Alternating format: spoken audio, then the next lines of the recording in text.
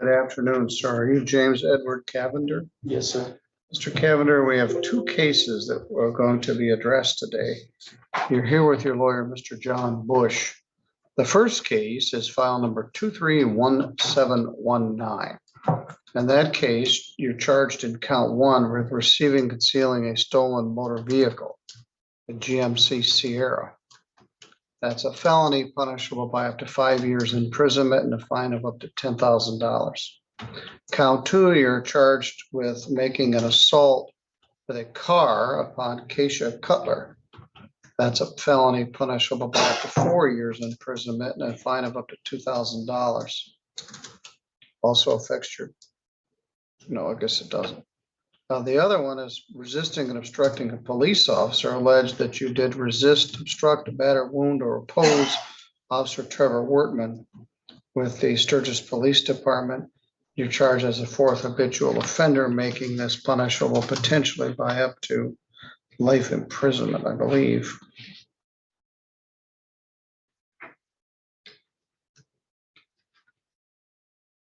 $15 years or more. Prosecuting Attorney Assistant Deborah Davis is here on behalf of the state, as is Mr. Wortman. Mr. Cavender, a preliminary examination is a hearing where the prosecution must establish beyond the standard of probable cause that a crime was committed, probable cause to believe that you did it. So you're not going to be found guilty or not guilty, no matter what happens at this hearing. Simply a probable cause hearing. Ms. Davis, are you ready to proceed? Yes, Your Honor. I would like to, I guess, put some information on the record so that Mr. Cavender is well aware of what may happen today. If he chooses to go forward with the preliminary examination, we will be asking to amend the felony complaint in this case. We will be taking off the resisting and obstructing police officer, and instead there will be a 5-year minimum, 5-year charge for fleeing and eluding in the 3rd degree, as opposed to this 2-year assaulting, resisting, obstructing. In addition, on his other file that is up for today, that is the case with Michigan State Police from May 12th of 2023. We'd be seeking to add count 1 of carjacking, which is a maximum life offense, and also adding an obstruction of justice charge for giving his false name to police during this. With that, if he is bound over on the carjacking in particular, it would qualify for the 25-year mandatory minimum as a fourth habitual offender. We'd be asking to bind over on that, which would then allow us to add that 25-year mandatory minimum. So I want him to be well aware of what may happen today. The witness for the carjacking is here and willing to testify. So if that's obviously, I've asked that he be given the chance to speak with his attorney about this, and then we can move forward. Thank you. Have you relayed that to Mr. Bush? No, I have not seen him today. I wish you weren't doing this on your time rather than my time. He's now going to need to confer with his client probably, and we're burning daylight. 6 prelims to do. Mr. Bush, do you wish to confer with your client?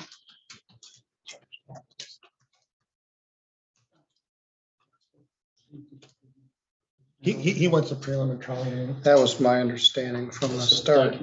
And I understand you didn't charge this, somebody else did, but maybe it should have been charged from the start. All right, you may call your first witness. Your Honor, the people will call Officer Dylan Ware. Come right up into the witness box if you would.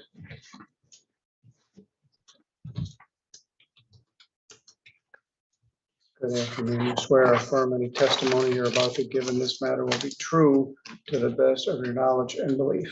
I do. Thank you. Please have a seat. Officer Ware, would you state your full name and spell both your first and your last name for the record, please? It's Officer Dylan Michael Ware, DILLAN, last name WARE. And you work for the Sturgis Police Department as an officer? Yes, And how long have you been a police officer? for Sturgis, Michigan, coming up probably in 6 months. And were you on duty for the city of Sturgis on September 6th, 2023 as an officer? Yes, And were you in a fully marked patrol vehicle that day? yes, And were you in your uniform that you are issued on that day? yes, And did you come into contact with a James Cavender? I did. And tell me about your contact with this individual. So my contact with him started after I had followed a alleged stolen vehicle, which was confirmed. And as soon as I made contact with the driver, he was later identified as James Cavender. And the person that you believe was the driver of that vehicle, is he here in the courtroom today? He is. And can you point him out and describe him for the record, please? He was going to be in the green striped shirt in the wheelchair. Your Honor, may the record reflect he's identified the defendant? It may. And Officer Ware, when did you find out that there was this potential stolen vehicle? It was put out as a BOL through dispatch that multiple people had called in saying they saw the vehicle. It had been posted on Facebook about it being stolen and they all recognized it. And can you describe the vehicle? It was a single cab pickup truck that had been spray painted with gray spray paint, previously green. And where was this truck when you saw it? It was crossing over Pioneer Street. It was going down Pioneer Street, crossing over Congress Street. And at that time, did you have your lights and sirens activated? I did. And how close were you to this vehicle? I was a couple blocks west of it. And what did you do after you spotted the vehicle? I proceeded to follow it and I got behind it. And at that point, I then saw it going through yards and then hit a tree. How close were you to the vehicle when it was going through the yards and hitting the tree? About a block or two. After it hit the tree, what happened? It stopped. I got out of my vehicle and told the driver to keep his hands up, which he did. And he stayed in the vehicle. And that driver was Mr. Cavender? Yes, Was there anybody else in the vehicle? there was not. Did you stay with Mr. Cavender when he was taken to the hospital? I did not. And who took him to the hospital? The Sturgis ambulance. And did you have contact with him at the hospital? Yes. And tell me about that contact that you had with him. So I walked in the room after deputies had already been talking with him and I helped him get onto the stretcher to then bring him to the county jail. And so were you with him from that time until he was taken to the county jail? Yes. During that time, did he make any statements about the vehicle that he had been driving? Yes, several. And what did he say about the vehicle? A couple different things referencing that he did not know was stolen, however, paid $50 for it. He kept bringing that up. Also stated that if it was stolen, he would have swapped out the license plates. Go ahead. Did he say when he had purchased this truck? It was recent. I don't remember the exact time. Okay. And did he make any statements about whether or not he had seen police officers or knew that he was being pulled over? I believe he did, yes. And if you recall what he said? He was stating that they should not have been following him down the road and that there was no reason to chase him, going as fast as they did.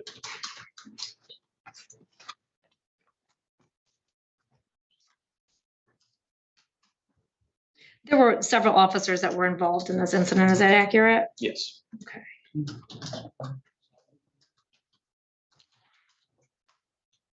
Don't believe I have any further questions of this officer.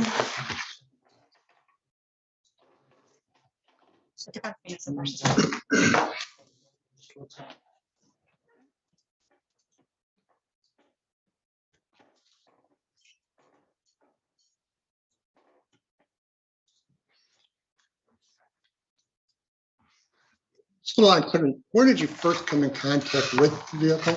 The vehicle, I was traveling east on Congress Street and it crossed over Pioneer. In front of me. And how long did the vehicle travel? Or how far did the vehicle travel until it stopped? From when I first saw it? Yeah. Just about a block. And during this time, you said you had your overhead lights and your siren on then? Yes,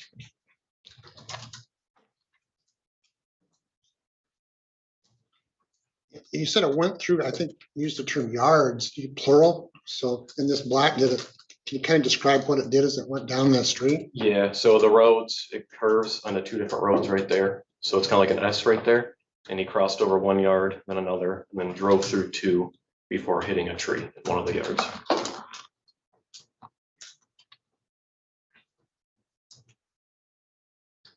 Was it a heavy impact? Didn't appear to be, however, the airbags did deploy. And what condition was Mr. Cavender when you encountered him? He was okay, his hands were up. He was kept telling me that he believed the truck was on fire. However, there was nothing to show that. What was the decision to have him go to the hospital? He began complaining of leg pains from a previous issue he had and continued complaining about leg, neck, certain pains he had from a previous issue he dealt with.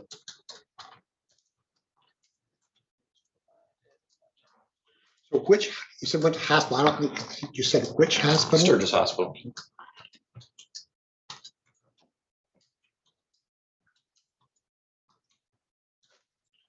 Was he what sometimes we say treated and released there, or did they provide services for him when he was there? So I was not there when they did it. I just know that the county deputies were, and they signed a release that he was okay to go to jail. The doctors examined him. What was the time frame then when you were able to take him to the jail? From when I had first encountered him, Yeah. I'd say less than an hour.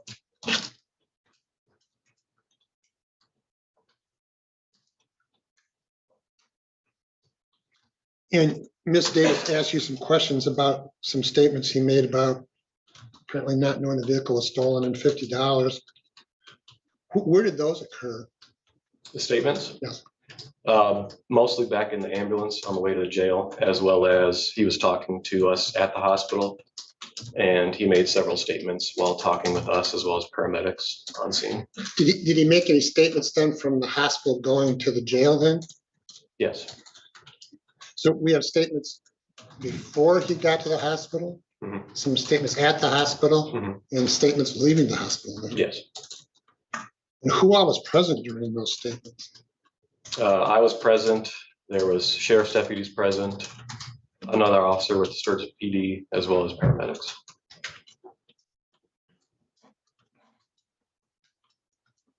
Were in body cam, were these recorded then? Yes.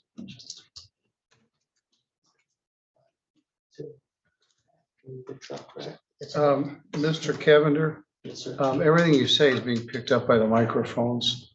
So if you need something to write on, I can give you something you need. I can give him a pad then. All right, nice. Sorry about that. So,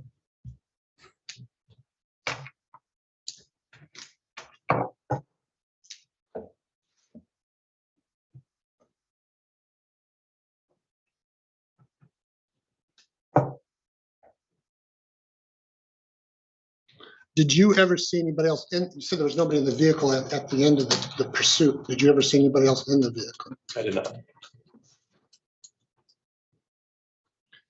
Did Mr. Cavender ever make any statement about anybody else being in the vehicle? He kept saying that there was not anyone in there and that we were just trying to get someone else involved that was not actually there.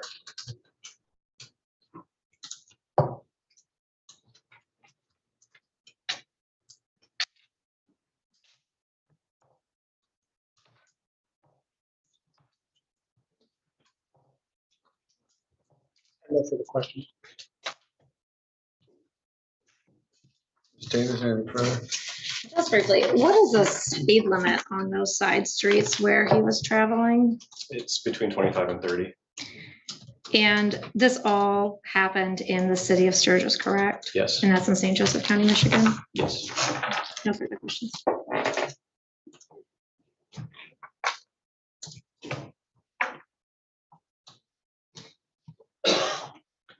You're free to step down. He's writing this. Okay, maybe Mr. Bush has some additional questions.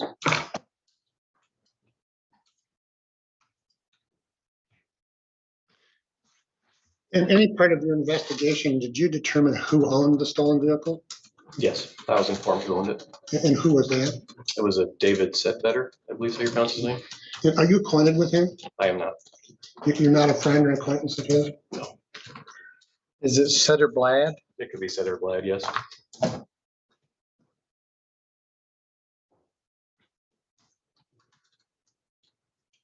Thank you.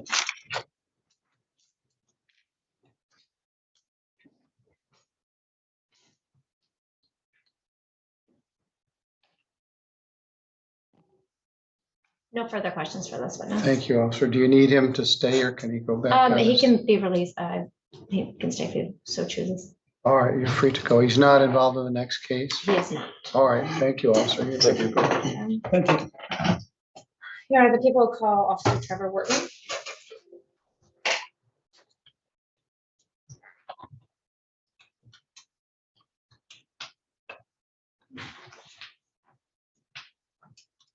Good afternoon. Please raise your right hand. You swear or affirm any testimony you're about to give in this matter will be true to the best of your knowledge and belief. Yes. Thank you. Please have a seat.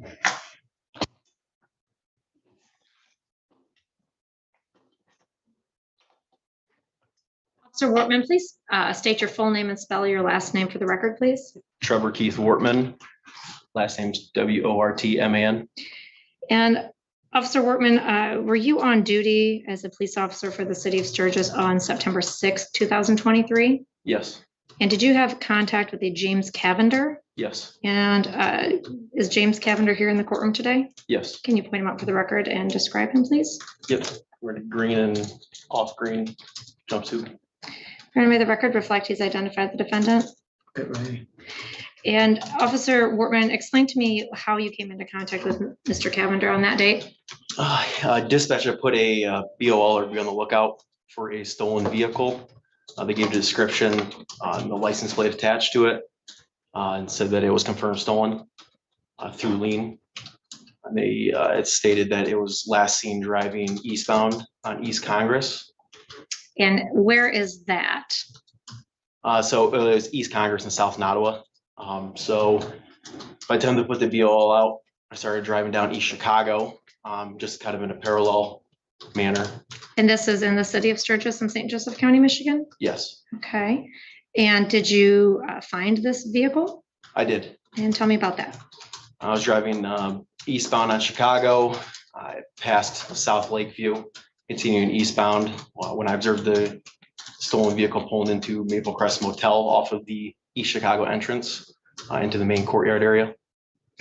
And when you saw that vehicle, what did you do? I put that information over dispatch, let other officers and dispatch know that I located that vehicle. At that point in time, I pulled in behind the vehicle as it was pulling into an angled parking spot, activated my overhead emergency lights. And were you in a fully marked patrol vehicle? Yes, And did you have on your issued uniform for the city of Sturgis? yes. And what happened after that?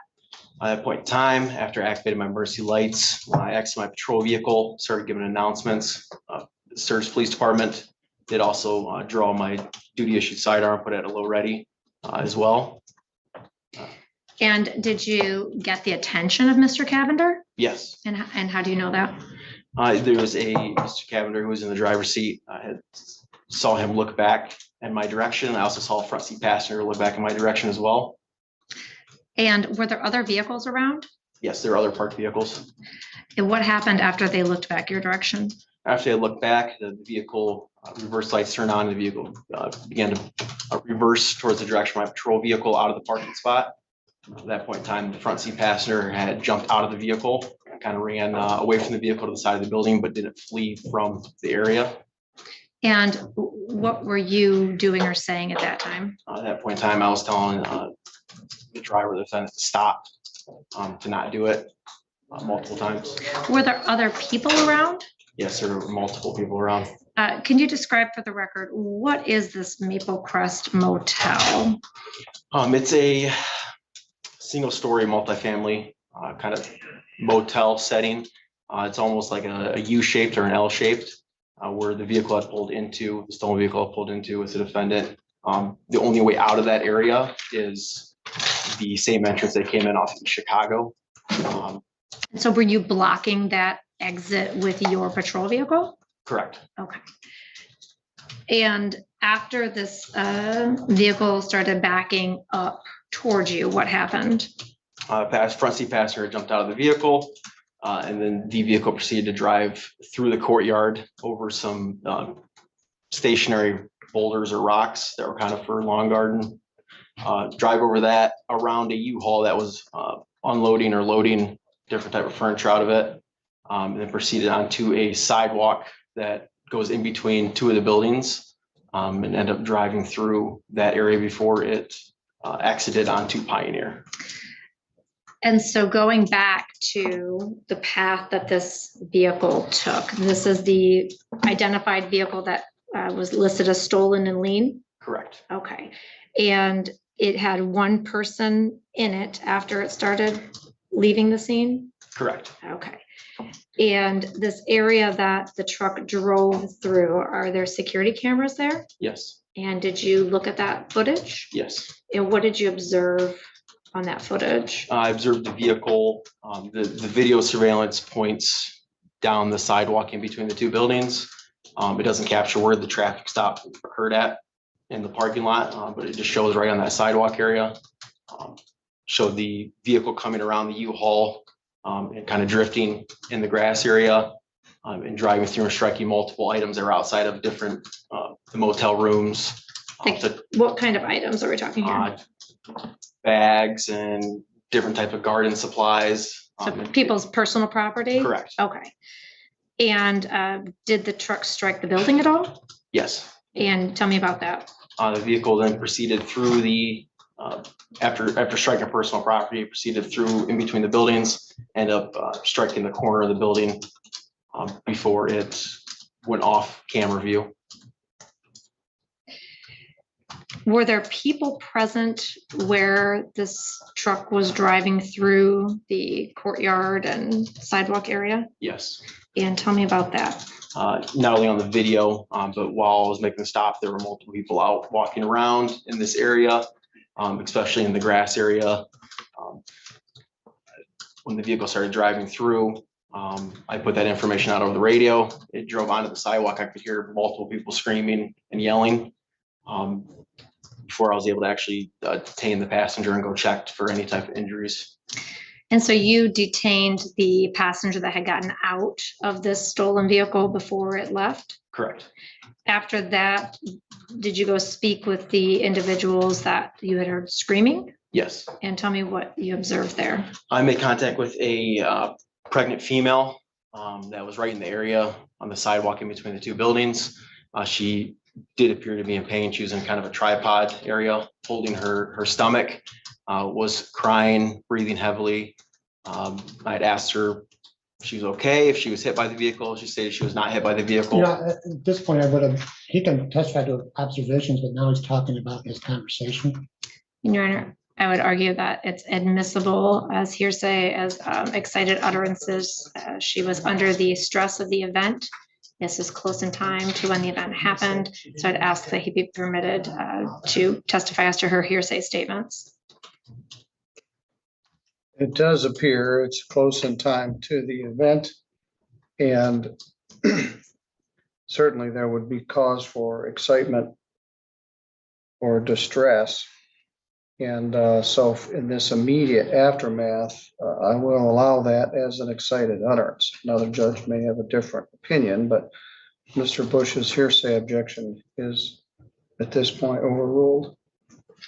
Thank you, Your Honor. Officer Wortman, what did this individual say about her involvement with this incident? She has stated that she had to get out of the way of the vehicle, so that she was not hit by the vehicle as it was driving through on that sidewalk in between the buildings. And as a result of that, Just a minute, did we identify this person other than pregnant female? Yes, it was Keisha Cutler. Not sure how to pronounce her first name. do you know the spelling of her first name? Keisha. I believe I have it as Keshia. That sounds more, yes. Okay. And so in speaking with Ms. Cutler, can you describe what, how close she was to the vehicle as far as what she had told you? She has stated that she was right up alongside the building. The path that the vehicle would have traveled through would have been a sidewalk area. So the doors are immediately right to the sidewalk. So where the vehicle traveled, there's not any room, don't want to be any room to stand in between if you're outside your door. By the sidewalk, nothing, a vehicle could not easily go through there without, the concern of it striking someone. And this is the area where the vehicle struck the building and the personal property that was outside of these doors? Correct. Okay. And did Ms. Cutler then get some medical treatment? Yes, Sturgis Fire EMS was dispatched, arrived on scene, and transported her to the hospital.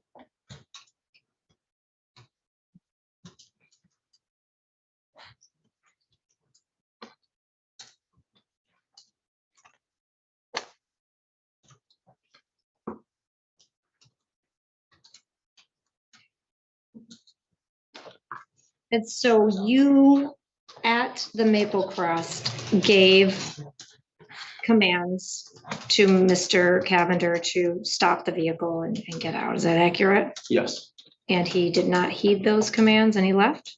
correct.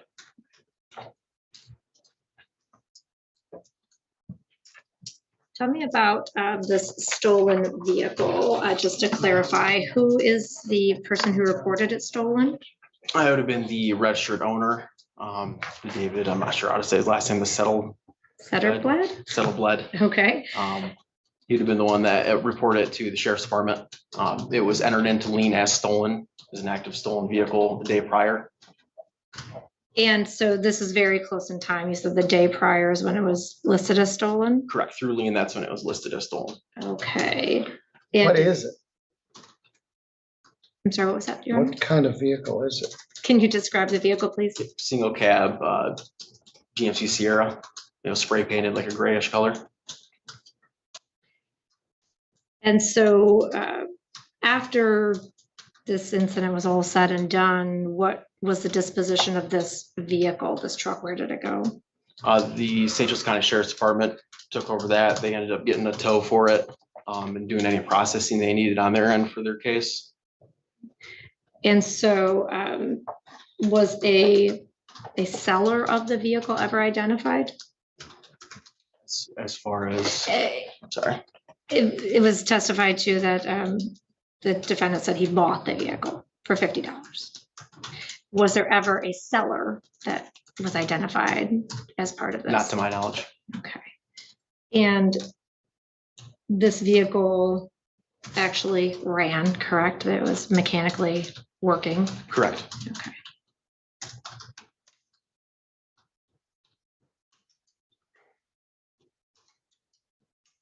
Don't believe I have any further questions at this time.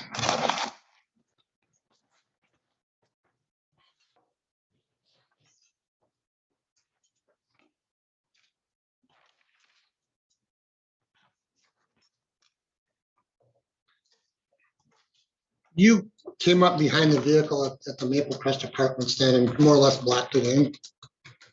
Yeah, it was parked into an angle parking spot. I pulled into the only drive into that area of the motel. I wasn't right up on its bumper, but there was a little bit of distance in between. And I'm a little unsure, you talked about drawing your sidearm in. Correct. Were you inside your patrol vehicle or were you standing outside then? After I had called on dispatch, activated my emergency lights, I'd exited my patrol vehicle with my door still open. My sidearm was pulled out at a low ready, so it wasn't pointing at anybody. It was pointed in a secure area, and then I started making announcements to the occupants of the vehicle. From where you were standing in the vehicle, could the defendant have seen the firearm? I'm not sure. Was the door blocking the view, do you believe? The door was not blocking the view of me or my firearm.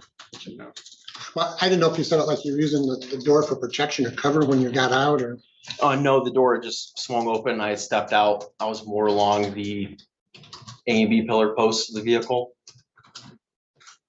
If that makes sense. and were you broadcasting this through a speaker, or were you just using a loud voice when you were communicating with? Just giving loud verbal commands with my own voice.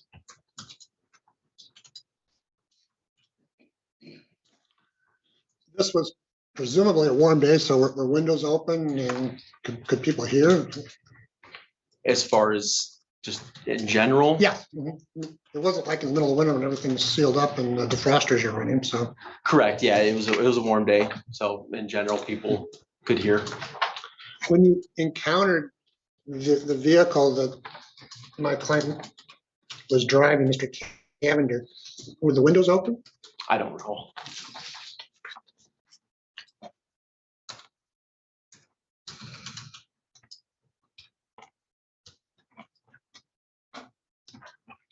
So your primary focus, once the passenger got out of the vehicle, was with that passenger. Is that a fair statement then?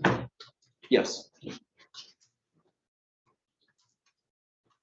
And did you ever actually become involved anymore with my client the rest of that day then? No.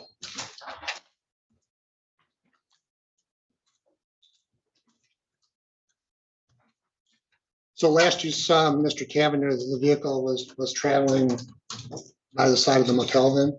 Correct.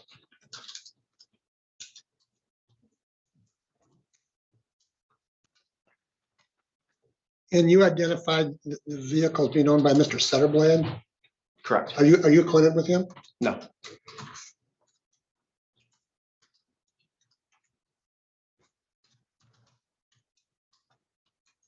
No further questions. Ms. Davis, anything further? No, thank you.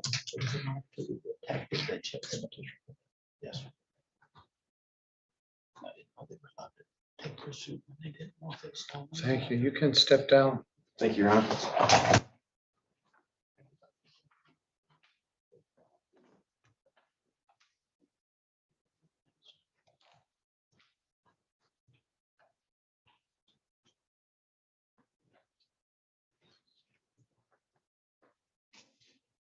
Anything further? No further witnesses, Your Honor. Mr. Bush? Mr. Cavender would present no witnesses at the prelim. Motions, Ms. Davis? Thank you, Your Honor. The testimony presented today believes that the elements have been met regarding the charges that have been filed on this felony complaint, as well as an additional charge of fleeing and eluding in the third. Regarding the stolen property, count one, receiving and concealing a motor vehicle, we believe that the information presented in the evidence was that this individual, Mr. Cavender, had possession of the stolen GMC Sierra pickup truck that had been reported stolen just the day before. He had kind of weak claims of potentially purchasing it for $50 that day, but there was no truth to that could be found. And instead, the police officers were relying on the fact that it had been listed as stolen. It was then later taken by the St. Joseph County Sheriff's Department to be processed because it had still been reported as a stolen vehicle. Count two, assault with a dangerous weapon. I would believe that the information presented today does show that there was an assault made upon Keisha Cutler with a dangerous weapon, being that motor vehicle, but without intending to commit the crime of murder or to inflict great bodily harm less than murder. The testimony presented through the hearsay under the allowable rules is that Ms. Cutler, who is pregnant, was in the walkway area between these two buildings. There's barely enough room for a vehicle to fit. The vehicle actually struck the building as it went through and struck personal property that was just outside of the doors. And as the officer testified, there wasn't enough room for a person to be in that area without the potential of getting hit by this motor vehicle going through this sidewalk area. we'd ask that there be the additional fleeing and eluding in the third degree. The officer was in a fully marked patrol vehicle in uniform, and according to the jury instructions, we have to prove that he was in fact performing his lawful duties, which he was at that time. He was aware that there was be on the lookout for a stolen vehicle, multiple calls had come in. There was a specific description of the vehicle with the license plate. He identified the vehicle, he identified the license plate, and effected a traffic stop. Second, we'd have to prove the defendant was driving the motor vehicle, and in fact, he has identified that this individual here is the person who was driving it on that date. Third, the officer ordered the defendant to stop the vehicle. Officer Wortman testified he ordered him to turn off the vehicle, get out. He was in an angled parking spot with Officer Wortman blocking the only legitimate exit and entry into this parking area, and there are other vehicles around. Fourth, that the defendant knew of the order. Officer Wortman testified that both the defendant and his passenger looked back at Officer Wortman, making eye contact with him. He was just basically a car length behind with this angled parking. And fifth, that the defendant refused to obey the order by then trying to flee or avoid being caught. Officer Wortman testified that the defendant put the vehicle in reverse. The passenger jumped out. Then the vehicle continued on around a U-Haul, across a yard, striking a large boulder or rock that was in that area, and then driving again through the courtyard area between the two buildings, nearly striking the pregnant individual. And then sixth, that the violation either resulted in a collision or accident, which it did. At the end of this, there was a collision where the defendant hit a tree, airbags were deployed in that accident, and or some portion of this violation took place in an area where the speed limit was 35 miles per hour or less. And as testified to by Officer Ware, these streets where Officer Ware observed this motor vehicle driving were less than 35 miles per hour. Both of these officers would theoretically have been involved in the fleeing and eluding. Officer Wortman at the beginning of it, and then Officer Ware toward the end of it and at the end of it. And then also with that, if we're going on the theory that Officer Ware was part of the flee and elude because he was also in a fully marked patrol vehicle and was close in proximity to the individual who admitted that he knew the police were chasing after him. He thought that they shouldn't be, but he knew that they were. Then I would ask that the court also have count 4 then be resisting obstructing a police officer regarding Officer Wortman. It's very clear that, again, he was fully marked patrol vehicle in uniform, giving lawful commands to this individual to get out of the vehicle for this traffic stop, and he absolutely refused to do that. So under the circumstances, all of this took place in the city of Sturgis, St. Joseph County, Michigan.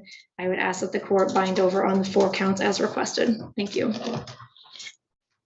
Mr. Bush. Thank you, Joe. I would ask that the charges be dismissed. Briefly, obviously, there's issues at trial. He being Mr. Cavender presented at least a plausible theory that the vehicle had been purchased by him. Obviously, if that's true, he could not be receiving and concealing a stolen vehicle. Assault with a dangerous weapon, I do believe the court needs to look at the intent of the defendant here. Is there specific intent to do anything that would be that type of an assault? I suggest this was somewhat egregious, but it was reckless driving. But the intention to commit something less than murder on Keisha Cutler, I don't think has been shown. With respect to Officer Wortman, I guess I leave that to the court's discretion. There was some obvious issues with the fleeing and eluding. Thank you. Anything further, Ms. Davis? No, Your Honor.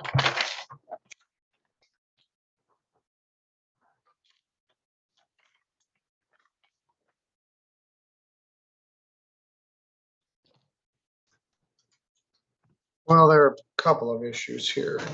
The receiving, concealing a stolen motor vehicle. I wanted to get more information about what it was. First, it was just a single cab pickup that had been painted gray I learned it was a GMC Sierra, but I don't know how old it was or what kind of condition it was in. Someone might buy a 1962. I don't know if GM made a Sierra in 1962, but some old beat up truck for $50. I don't get the impression that's what this was. I also don't know if it was brand new or what, but anyway, in this day and age, you can't buy a truck for $50. It was painted, spray painted gray, and he took off, which would have reason to believe he knew or had reason to believe he knew the vehicle was stolen. So to a probable cause standard, there certainly is sufficient evidence to believe that he was in possession of a stolen vehicle. No evidence that he stole it, but he's not charged with that. So I find enough for fleeing and eluding. I mean, for receiving concealing. Fleeing and eluding is a little trickier. Officer Wortman's on foot. The fleeing doesn't start until he gets out of his own car. Officer Ware is following him, but only for a block or so.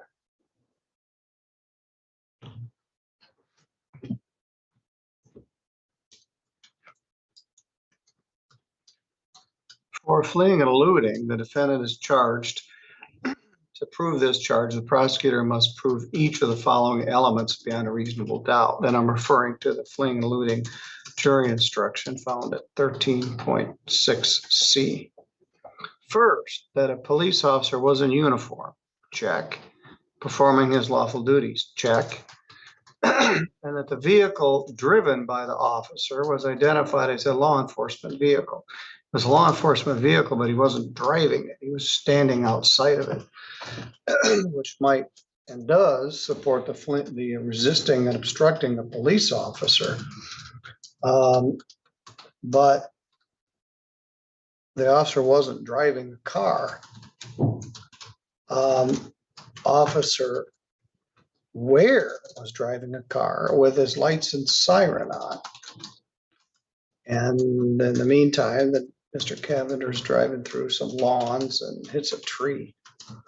So there is sufficient evidence of fleeing, eluding in the third degree from Officer Ware. It was a 25 and 30 mile per hour speed zone, not to mention someone's yard. So that would be fleeing, eluding in the third degree, which can be added as count 2. The assault with a dangerous weapon. Let's look at that instruction. Again, Mr.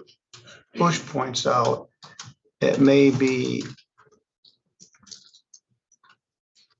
reckless driving, but there's an intent element to assault.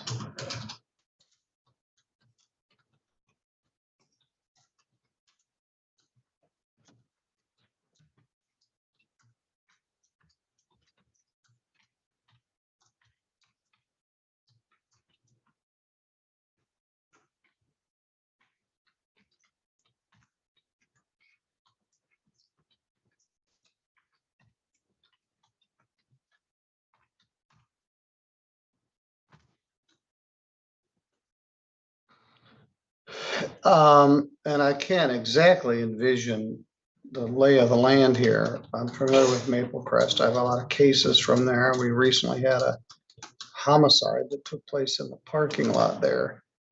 But I can't envision exactly where this is. And I think you might be confusing that with the Country Hearth. Oh, yes, I guess so.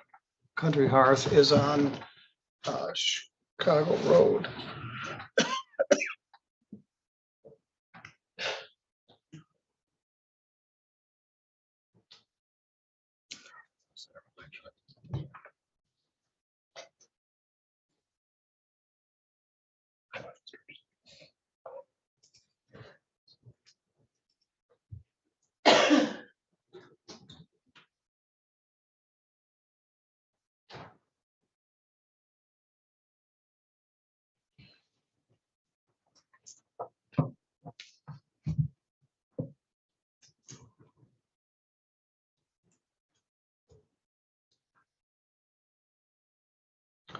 Assault is defined in the Michigan jury instructions 17.1. To prove this charge, the prosecutor must prove each of the following elements beyond a reasonable doubt. First, that the defendant either attempted to commit a battery or did an act that would cause a reasonable person to fear or apprehend immediate battery. A battery is a forceful, violent, or offensive touching of the person. Second, that the defendant intended either to commit a battery or to make the complainant reasonably fear an immediate battery. Third, the defendant had the ability to commit a battery and appeared to have the ability or thought he had the ability. So the motor vehicle is arguably a dangerous weapon under the assault with a dangerous weapon.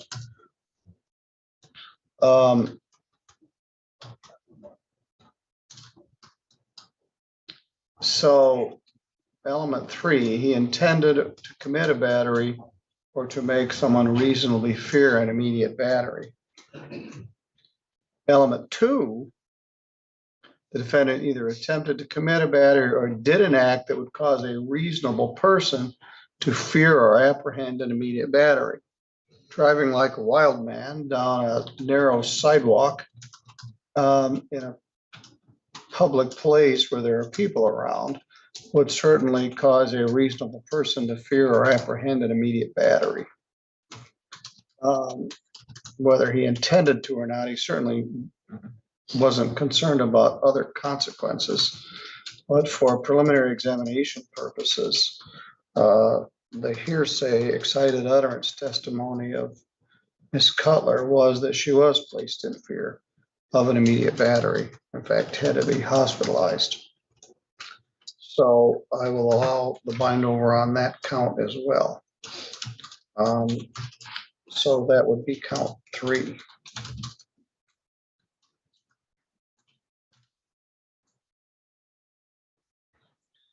Count 4, resisting obstructing a police officer. Certainly Officer Wortman had his sidearm drawn, told him to stop, told him to get out of the car. Instead, he took off and ended up in a crash. So did assault, batter, wound? No, but he did resist, obstruct, oppose, or endanger Officer Wortman. So count 4 can be the resisting and obstructing. And then the habitual offender portion just gets bound over with it. So you're bound over, probable cause found that you committed a receiving, concealing, stolen vehicle. Probable cause to believe that you assaulted someone with a dangerous weapon. The truck, count 3, you did flee and elude at least Officer Ware. Count 4, you did resist or obstruct Officer Wortman. There may be other evidence about what I guess once you got there, you just put your hands up. So I don't think there was R&O at the other end. So you're bound over on 4 counts. The complaint and information can be amended. And we'll take a recess and we'll come back and do the next case, the home invasion. Yeah, we have bond issues, but can we hold off on those until the next case? And then Yeah, we can certainly. raise that together then, if that's Yeah. okay with the court. That's fine. Okay. Let's take a recess. We'll come back and do the other case. Thank you, Ron.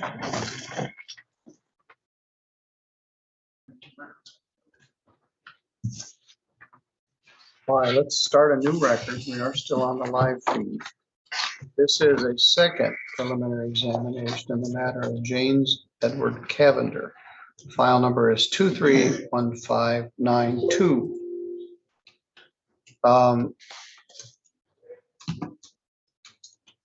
This alleges home invasion in the first degree. It's alleged that on or about May 12th that you did enter without permission a home at 65963 Maple Road, Constantine. And while entering did commit an assault while armed with a dangerous weapon, a knife. That is a felony punishable by up to 20 years in prison and a fine of up to $5,000. Count 2 alleges that you made an assault upon Kenneth Lay with a knife. which is assault with a dangerous weapon, punishable by up to 4 years of imprisonment and a fine of up to $2,000. Count 3 is aggravated assault, that you made an aggravated assault upon Mackenzie Grace, which causes serious or aggravated injury. That's a misdemeanor, punishable by up to a year in jail and a fine of up to $1,000. Charged as a fourth habitual offender. Now, Deborah, you made some mention of a carjacking charge. Is that in this case? Yes, Your Honor. Okay, so this would also potentially have a charge of carjacking, which is a 20-year felony offense? It's a life. Carjacking is a life? I believe so. Let me double check. And it is a fourth habitual, and with the carjacking, it would be a 25-year mandatory minimum upon conviction of that count. All right. Mr. Cavender made it clear he wished to have a preliminary examination in this matter. So are you ready to begin? We are, Your Honor. You may call your first witness. Your Honor, the people will call Mackenzie Grace.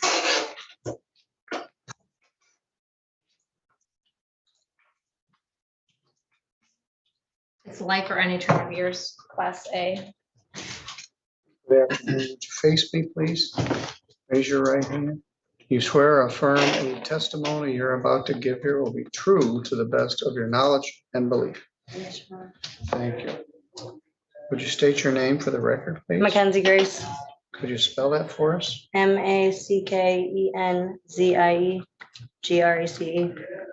you. Ms. Davis? Thank you. Mackenzie, do you know James Edward Cavender? Yes, ma'am. How do you know him? We met through his cousin, just mutual friends. And do you see him in the courtroom today? Yes, ma'am. And can you say what he's wearing for the record, please? Green and white stripes. Your Honor, may the record reflect she's identified the defendant? It may. Thank you.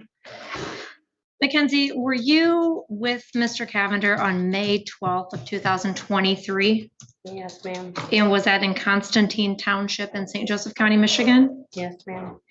And tell me about how you came to be in contact with Mr. Cavender that day. He showed up at my uncle's house or whatnot, and he asked me, like, you've been trying to avoid me all day. What's up with that? I'm like, no, dude. Like, what are you doing here? He just like, well, I'm here now. Sat down on the couch. I ended up going to sleep, woke up. He was still there the next day. I said, let's go. We gotta go. Like, I don't know why you're here, dude. We got in the car and he started. And whose car did you get into? My car. And what was your intention at that point? Where were you going to go? Take him wherever he needed to go. And why did you want to take him somewhere? Because I wasn't trying to kick it with him. Meaning you didn't want to date him? No, be I with mean, him? we were just friends, I thought, but it seemed like every time we were in the car, had to go somewhere, I didn't want to be around him. That's when he started to kind of explode. Explode as in be aggressive? Yeah.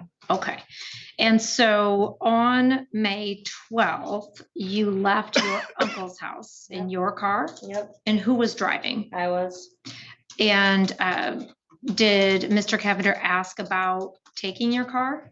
Not right off, like right in the beginning or whatever. We were going down the road and I don't know, he started freaking out, calling me names and telling me I was a whore, and I was kind of confused because I wasn't his girlfriend and it really didn't matter.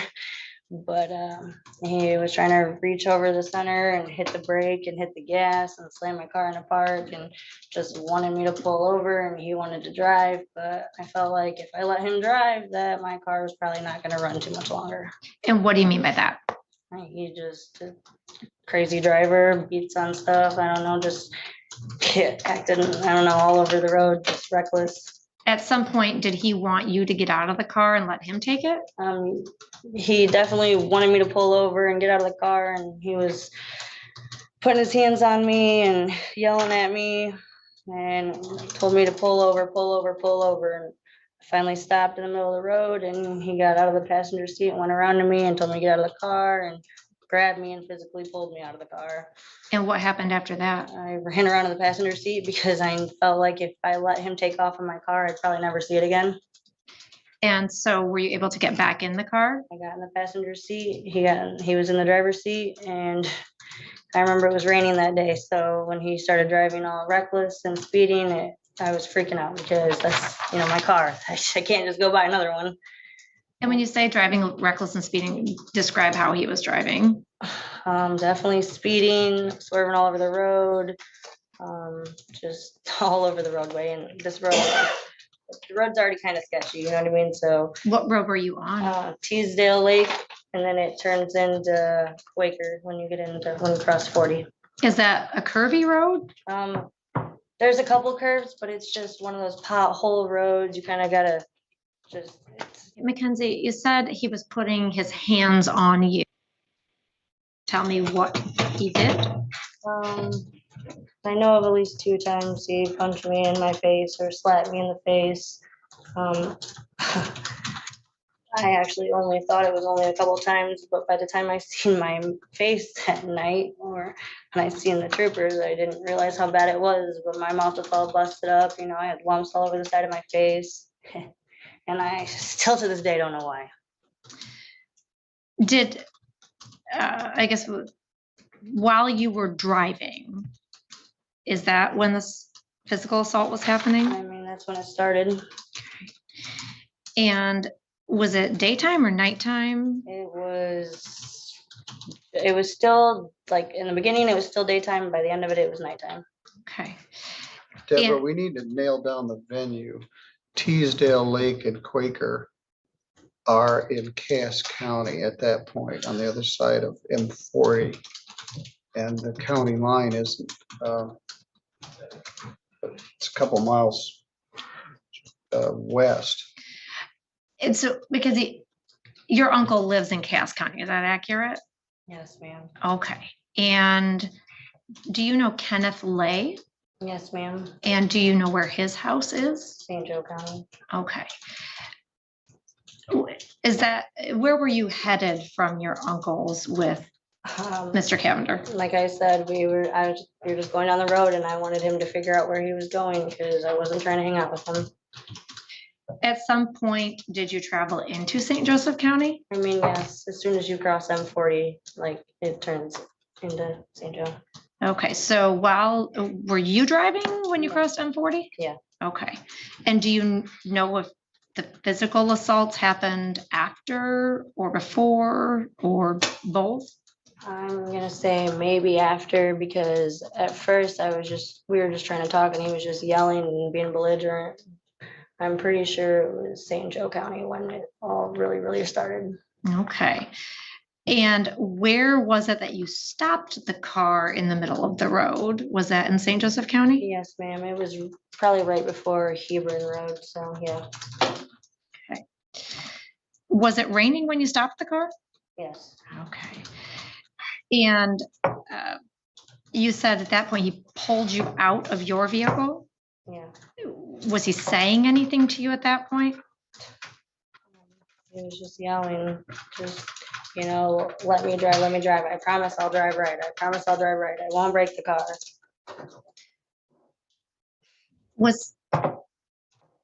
I just didn't want any of it to be happening. Okay.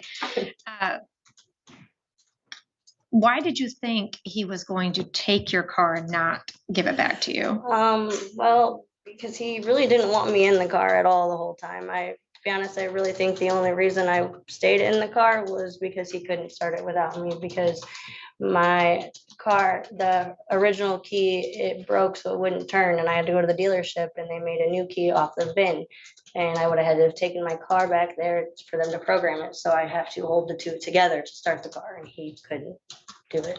What kind of car is it? It's a Toyota Camry 02. 2002 Camry. It needed the transponder for it to be able to start.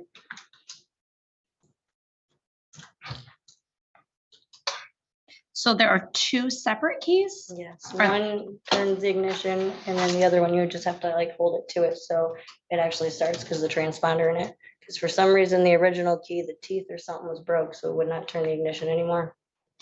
Were they on the same key ring? No, actually, I keep them separate and I keep them in my car because if I take them out, I'm losing them. So I wear my key fob like I have now. I have my key fob on me. And keep this so I can lock the doors and unlock the doors, and I just leave the 2 keys in it. And did Mr. Cavender know these little nuances of how to start the car? Yes, ma'am. Okay. And so after you stopped the car and he pulled you out, you were able to get back in. Yes. Okay. And then what happened? We drove down Quaker. He was driving all reckless. It was raining. He was still yelling at me, still hitting me. And I just kept asking him, I was like, why are you doing this, dude? I don't understand. And he just kept screaming, I was a whore. And we turned left on Maple Street and drove crazy because we made it all the way to where it tees at Miller's Mill. He ended up in somebody's yard. I thought we almost went through the fence, but we didn't, and pulled back out. And then I was like, just pull into Kenny's, just pull into Kenny's driveway, please. And we pulled in. He was yelling at me. The driveway is kind of long. About halfway up it turns into a circle driveway. And I think we first stopped right there and he was yelling at me still. And I'm like, dude, just stop. Look, nobody's even here. And then he was yelling again. And then you could hear Kenny yell from inside the house, like, Jimmy, you're not welcome here. You need to leave after the incident that happened yesterday. You're not welcome here. So let's stop there. So there was an incident that happened the day before at Kenny's house. Yes, ma'am.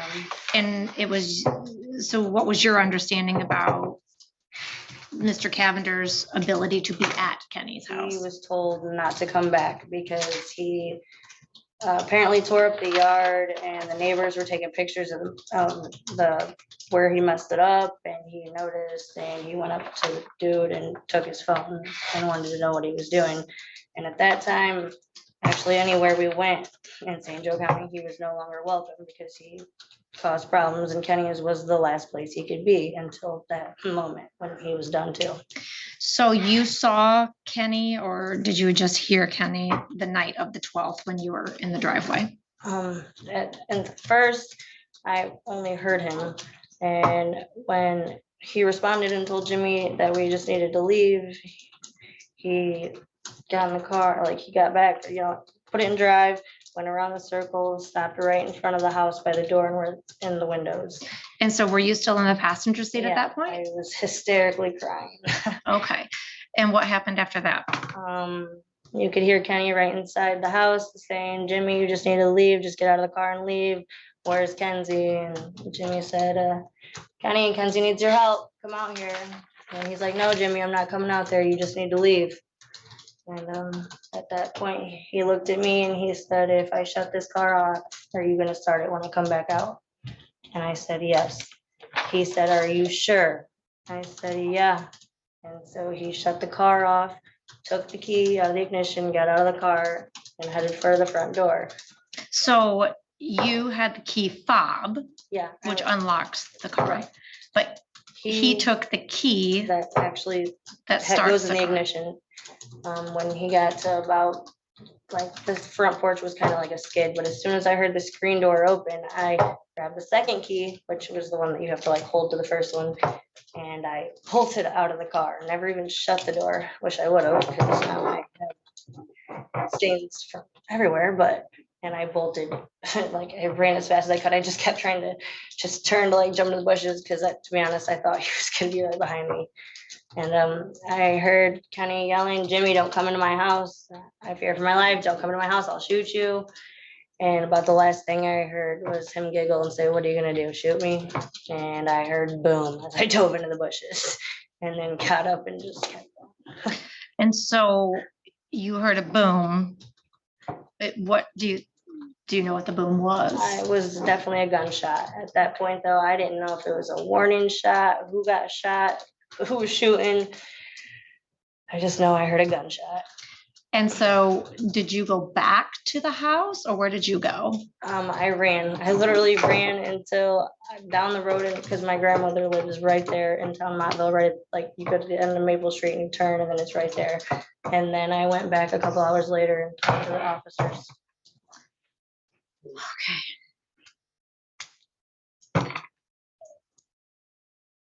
Was there any assault that happened in the driveway of Mr. Lay's house?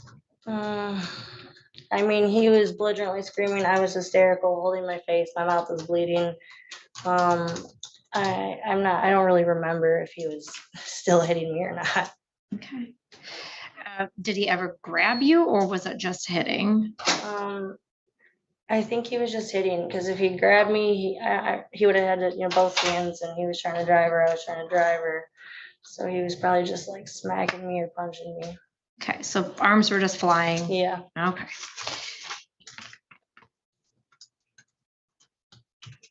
I don't believe I have any further questions for this witness at this time. They may have some questions. for Well, you. this is charged as aggravated assault. And I don't know if well, that's a misdemeanor, so I guess it doesn't matter. Yeah, it doesn't go too far with that at this point. I don't have to find probable cause on a misdemeanor. All right, Mr. Bush, Miss Grace, this is Mr. Bush. He's representing Mr. Cavender.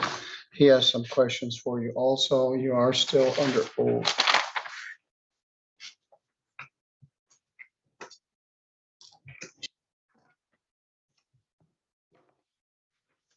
First, trying to just establish some background.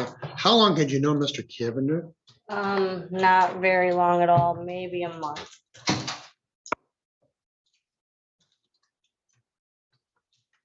I don't mean to get personal, but were you kind of in a boyfriend-girlfriend relationship? No, sir. I made it very clear multiple times that I didn't want those problems, and I didn't want or need a boyfriend, and I was definitely not interested.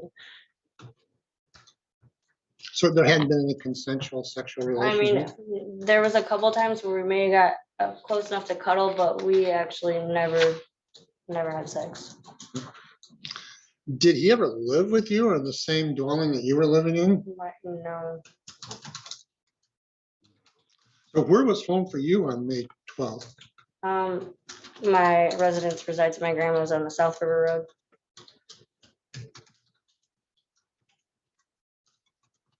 In what town? Montville, but White Pigeon. And Mr. Cavender was never staying there or sleeping on the couch or No, anything? I don't think he's actually ever been inside there. Then you talked about leaving, I think, your uncle's house that day. Yep. How was it that you and Mr. Cavender got to your uncle's house on May 12th? I would love to know the same thing, because when I got there, he was not there, and then he came through the front door. I tried actually all day that day to avoid seeing him and not end up with him, because I didn't, every time, like, everything was always fine until we were in the car, and I wanted him to not, like, I wanted to go somewhere, take him wherever he needed to go or whatever. Where is your uncle's house? Teasdale Lake Road, I can't think of the exact numbers. What's your uncle's name? Donnie Engelmeyer.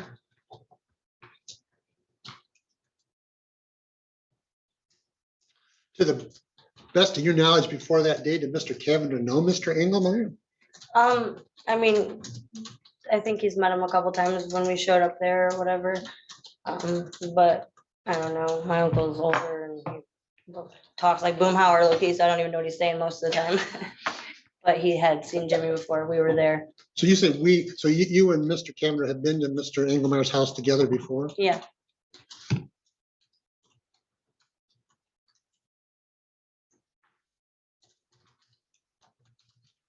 And I guess what I don't understand is how was there an agreement or whatever that you left your uncle's house with Mr. Cavender? What do you mean? I said, okay, he started getting loud. And at that point in time, I'm not trying to cause a scene anywhere I'm at. So I'm like, okay, get in the car, let's go. Where do you want to go? And we got in the car. Okay. And my notes are, where were you going? Anywhere besides that driveway where he started yelling. Well, you asked him apparently, where do you want to go? Did he ever give you an answer? No. So you were just aimlessly driving around then? I mean, he had places he could go and I just wanted him out of my car. You didn't quite answer my question. You just started driving? Did you have any destination in mind then? I mean, no, he had until, because most of the time he was around the Shipshewana area. So I got in the car and I headed towards like the Mottville, Shipshe area. And I was hoping that before we were just driving in circles for hours, he would figure out where he was going. At some point, did you ever get a destination then? No, But you ended up at Mr. Lay's house. yes, that's because we were driving down the road and it was raining. He was beating me up. I was hysterical. And as we drove by, I said to just pull into the driveway. So that was just pure happenstance that you went by Mr. Lay's, or you were trying to get there? I mean, at that point, yeah, he was driving. Like I just, that was the only, I just wanted him to pull in the driveway somewhere so he'd stop beating me up.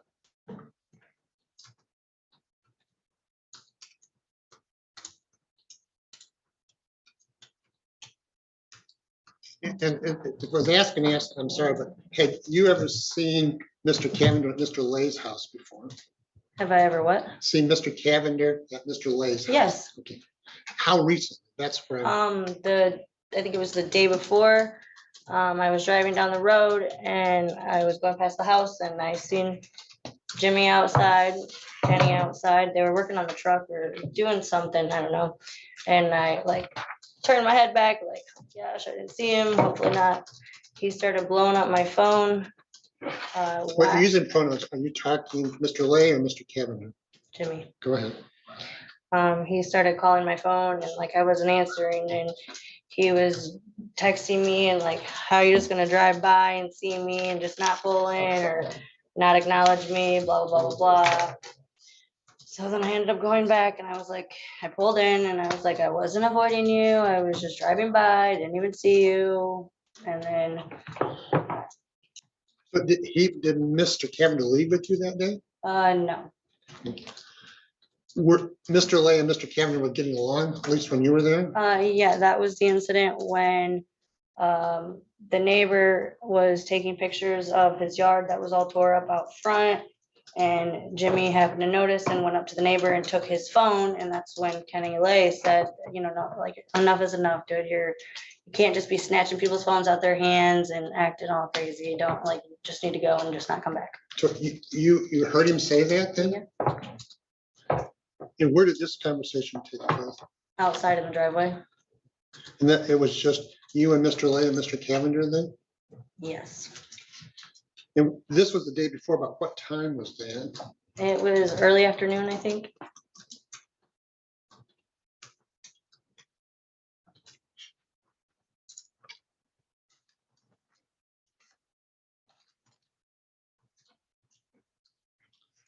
How experienced was Mr. Cavender in riding in your vehicle?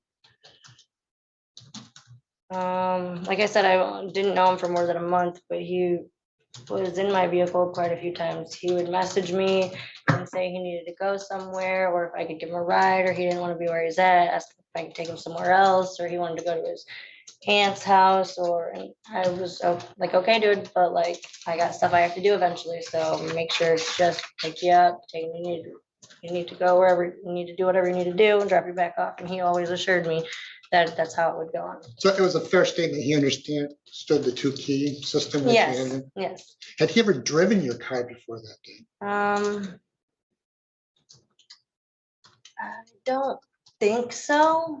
I don't really remember, but I don't think so. But I know that he knew about the keys because I think he sat in his seat a couple times and tried to start it, but I don't think he could ever get it started because he needed me to do it.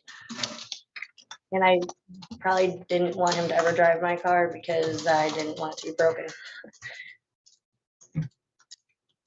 So when you left, you took off running then. So Yes. did you have one key or both keys with you? I only had the key that you'd have to, I had this key fob. And then I had my other key, not the one that goes in the ignition, but the one you have to hold to it for the one that had the transponder in it. And he had the one that was in the ignition in his pocket. Again, we're using keys, Mr. Lay or Mr. Cavender? Jimmy. Did you ever get that key back? Actually, that night when I was there, the officers told me that I couldn't take my car yet because it was a crime scene or they had to do whatever. And I asked him at that point if they ever got the key from him because last I knew he had it. And the officer said that he didn't have any keys on him when they got there or whatever. And they would try to look around and try to find it, but they didn't know. So you never got the key back then? Actually, when they finally called me and told me they released the car and I could come get it, it was on the ground in the grass outside the passenger door. This was at the impound facility? or- No, they did not take the car. This was at Mr. Lay's? Yeah, it was yard? left right how it was, doors wide open, dome light on, and they told me that they couldn't find my key. I'd probably have to dig around in the dirt, but they weren't a cleanup crew.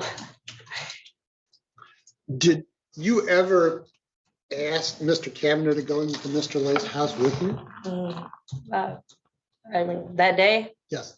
no, I didn't even Or get out of the or car. the day before, either the 2 days we talked about. Nope, we never made it inside the day before, and then the night that all happened, I didn't even get out of the car until he had the screen door open and I took off running. Did you hear any words spoken by Mr. Cavender as he approached the screen door? Not in walking, he just looked at me when we were in the car and wanted to know if I was gonna start the car when he came back out after he went in there and took care of whatever he was going in there to take care of. And But did you hear any words he was speaking to Mr. Lay? I mean, Kenny told him not to come in and he was just kind of giggling. Was there ever any knocking on the door? Not that I am aware of. The door didn't really lock and like there was a screen door and then there was like the main door, but as soon as I heard that screen door, I didn't even shut the passenger door when I jumped out and took off. And this is a question I wanted to ask then.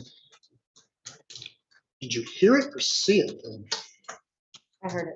Okay, so that was out of your line of sight then, the screen door then? Well, after I heard it and I was running, I mean, I heard Kenny say, Jimmy, get back, don't come any closer.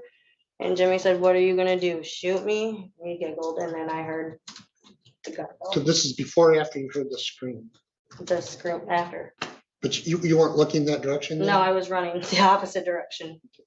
When did you last physically have eyes on Mr. Cavender as he approached Kenny's house? When he stepped up on the skid and opened the screen door. I don't know what you mean by skid, I'm sorry. Like the front porch, it was just like a wood, like it was just a skid. Like it wasn't really like an actual porch or anything. It was just a skid on the ground in front of the door because you have to step on the ground. Like a packing pallet skid? Jimmy? Yes. Okay, that's fine. He So was- you saw him on that or approaching that? And have the screen door open. And then You saw that or heard the screen door? I heard the screen door. Okay. So your last vision was he was walking? He was toward- at the toward- door. Okay. And then you never saw anything again? No. No further questions?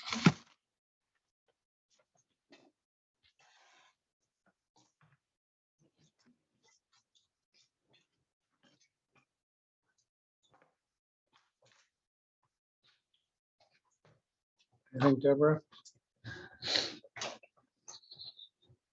I don't believe so.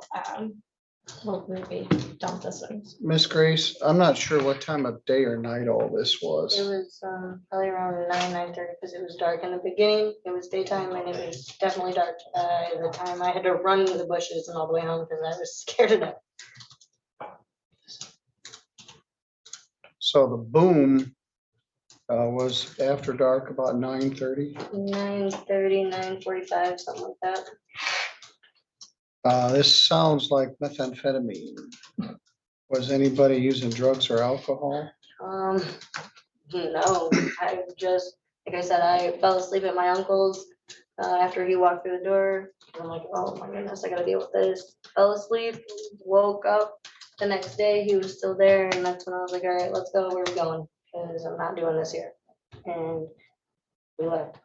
So what time did you leave your uncle's? It was probably around 8:15-ish. In the evening? Yes.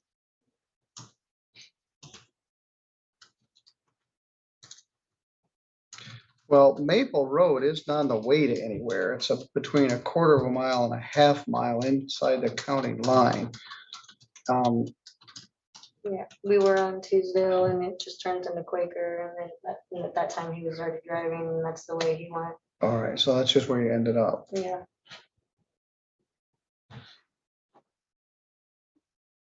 All right, so you didn't see him use any drugs or alcohol? No.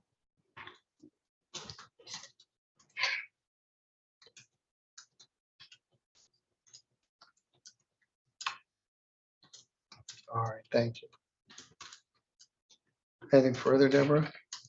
Not from this witness. All right, thank you. You can step down. The people call Kenneth Lay.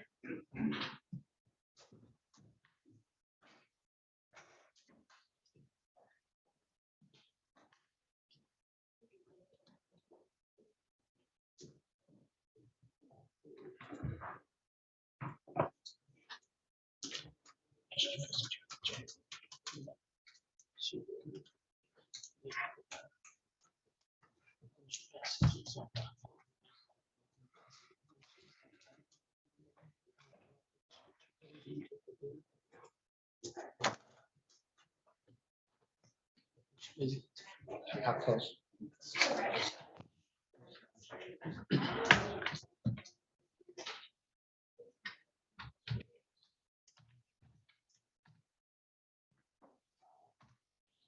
Good afternoon, sir. Would you face me, please? Sorry, I was distracted. Do you swear or affirm the testimony you're about to give in this matter will be true to the best of your knowledge and belief? State your name for the record, please. L-A-Y, Yes. Ms. Davis? Thank you. Mr. Lay, do you reside in St. Joseph County, Michigan? Yes. Okay. And is that out on Maple Road? Yes. Were you at that residence on May 12th of 2023? Yes. And on that date, did you come into contact with Mackenzie Grace and James Cavender? Yes. Is James Cavender here in the courtroom today? Yes. And can you describe what he's wearing for the record, please? Stripes. Oh, Green and black. you're going to make the record reflect he's identified the defendant. It may. Thank you. Mr. Lay, how did you know Mr. Cavender? I just met him through Kenzie, I guess. And how did you know Kenzie? Known her for a while, just friends. I don't know. I come to know her, but no. Okay.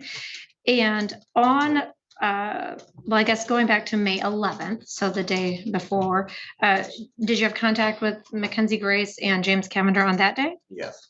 And was there some sort of incident? Yeah, with my neighbor.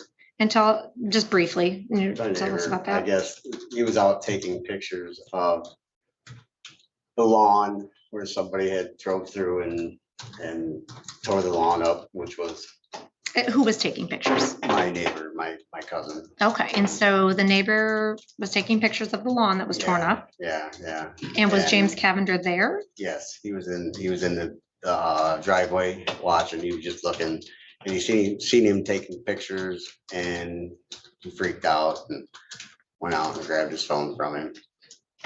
So Mr. Cavender grabbed your neighbor's phone from Yes. him? Yes. Okay, and was there some sort of an argument? No, he was just asking why he was taking pictures of him. He thought he was taking pictures of him, and when he was only taking pictures of the lawn. Okay, and did that cause you to have concerns about Mr. Cavender Yes, being at your yes. house? And so what did you do? I told him not to come back. And did he leave at that point? Did they get the phone back? Yes, we get it back. So he just looked through, and I guess that's what he did. I don't know. I said something to my cousin, but he was mad. And didn't want to talk about it. Okay, and so Mr. Cavender and Miss Grace left that day? No, I can't remember if they left together or not. I don't think they left together. Jimmy had a truck there. I think, yeah, he left in his own vehicle. Yeah. Okay. And Then you came into contact with them on May 12th, 2023. And do you remember what time of day or night that It was? was night, it was dark. I'm not sure really what time it was, 8, 9 o'clock, somewhere around in there. And tell me kind of what you remember from that incident. I remember them pulling up. I heard Kenzie in the car crying. And then I told Jimmy, I said, don't come in here. Where were you at? I was in the house. Okay, and where was the car in relation to the house? In front, it was in front of the house. Do you know how close it was? When they first pulled up, it was probably 50 foot. It was out by the telephone pole. And then when I told them not to come in, the car kind of did some little bit of just jigging and jagging out there, and then they ended up right in front of the house, right in front of the house. Could you see who was driving? No, I could not. I could not tell. And could you see anything in the car? No, I could hear yelling, screaming, and crying. Did you know whose car it was when you saw it Yes. in the driveway? Yes, Okay. And so you see the car in the driveway, you hear Kenzie crying, yes, and you hear Mr. Cavender yelling. yeah. Did you see anything? Not really, no. Okay. Not that I can remember. I I And could would tell you, there was commotion going on. okay.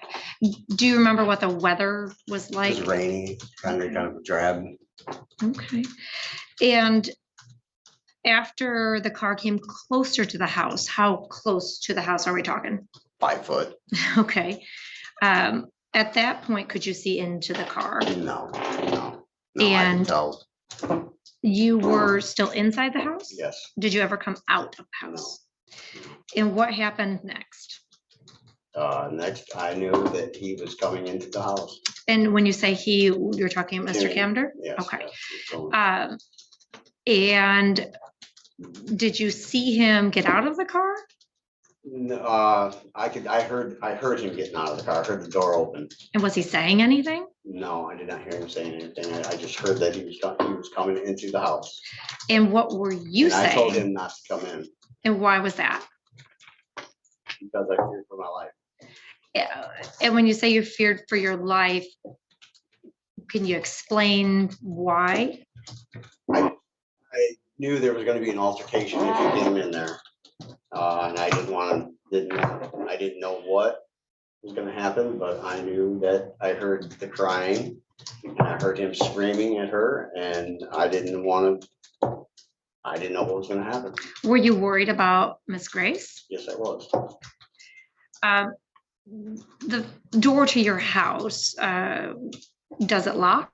No, And so what did you do when you heard Mr. Cavender getting out of the car and coming toward the house? I went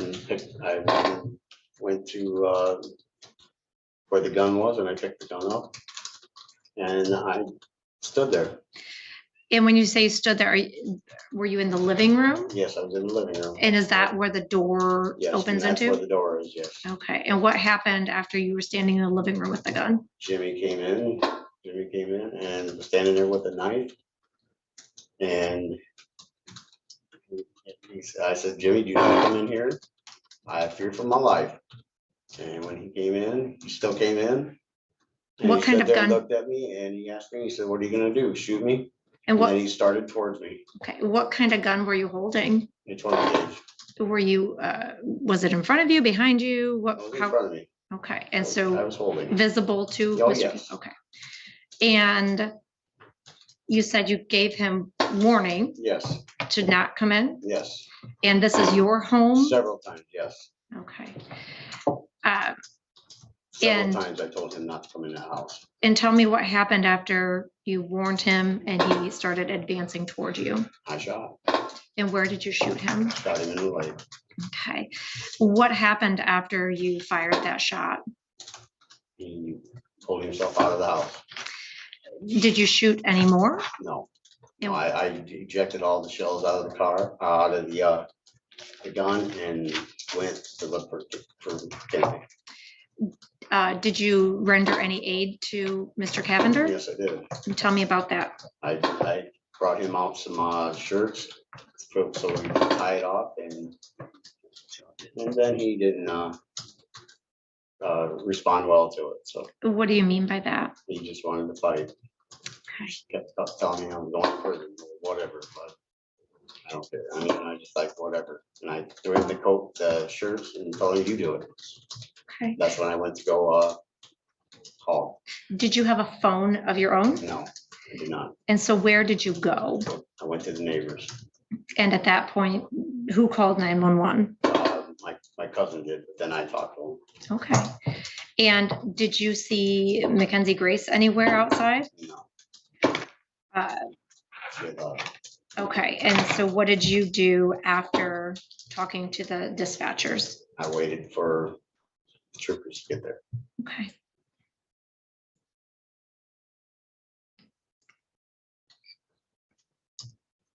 Do you know what kind of knife Mr. Cavender was holding? It was black. It was a knife. And so you could see a blade? Yes, yes. Okay. And do you remember how he was holding it? He was just holding it in his hand. He was just holding it like, in his hand. Okay. And not like that. Or nothing. Okay. Just trying to get, Yeah, it was open. okay. I don't believe I have any further questions for this witness. So stay there, they may have some questions for me. This is Mr. Bush. He's representing Mr. Cavender. And he has some questions for you also. Let's start talking a little bit about the knife. Mhm. What was it, a kitchen knife? Or it No, it was a jackknife. was a jackknife. Okay.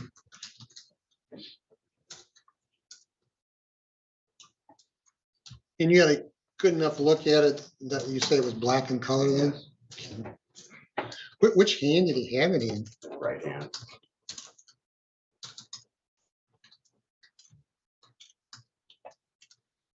And when you saw him, where was he? He was inside the door, walked inside my door.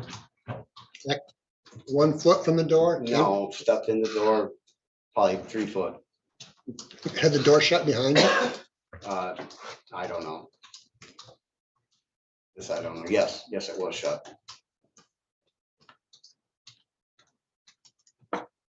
Was anybody else present? Nope, not in the house, no. And at this point, Miss Grace, you're not sure where I she was not was? sure where she was, yes.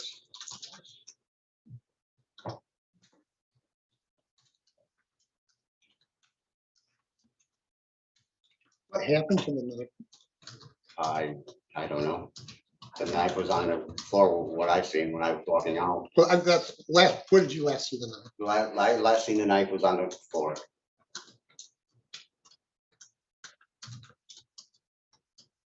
Did you ever touch it? Yes, I did. I picked it up and threw it away from where he was. So your fingerprints are on it? on the knife? Probably, I would have to assume. Where did you throw it to? I just threw it off to the side. Further away from where he was.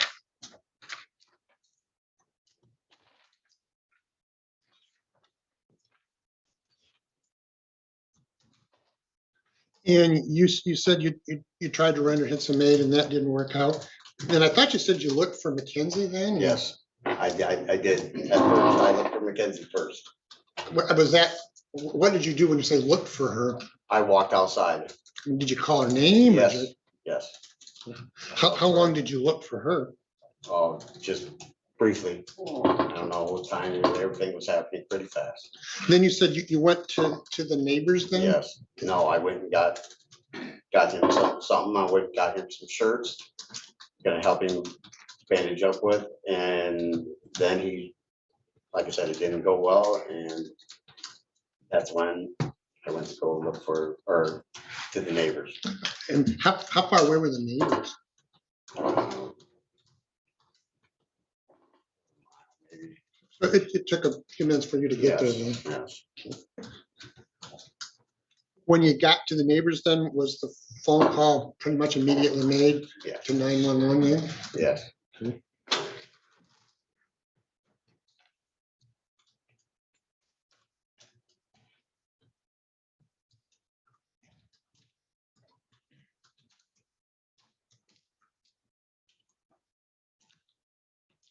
Where was Mr. Cavender when you last saw him?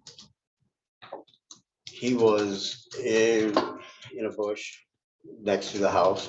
He had pulled himself out of the house, opened the door and pulled himself out. Did you see him get there?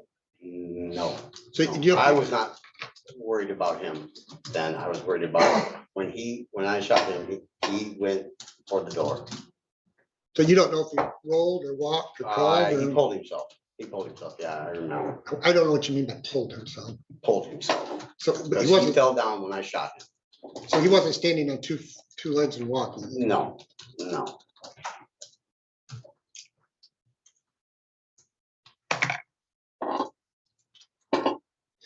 Had Mr. Cavender ever spent the night at your house?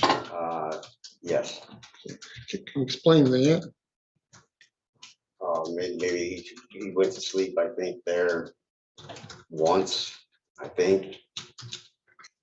How recent to the, I don't know.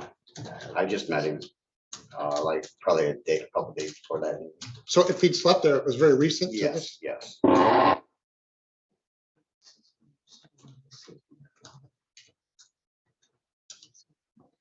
Did he have any of his belongings or possessions in your house? No,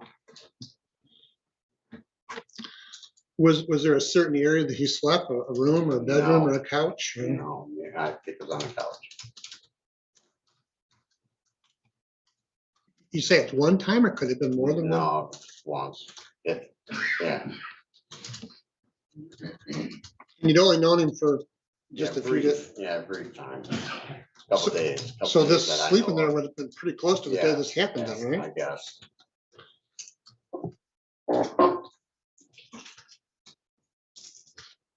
Did you ever invite him back? No,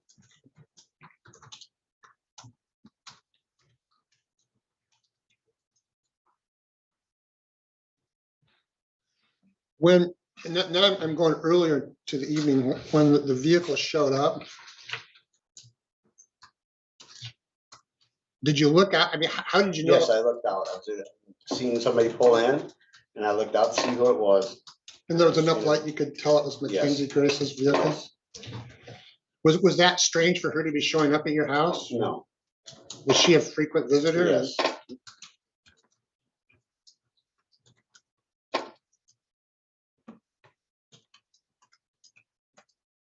Had you had any, apparently you don't have a phone, at least didn't have a phone at that moment, but had you had any phone conversations with Mackenzie that day? or- no, And is it accurate? You didn't have a phone in the moment, or? I do not have a phone now. Do not have a phone then. You didn't have- okay.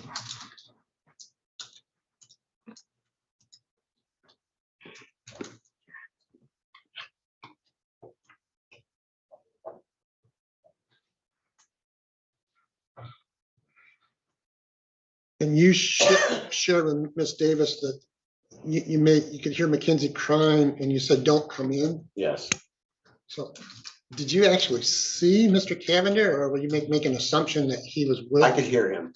You knew him well I could enough, hear him. you knew him well enough, you recognized his Yes. voice? Yes.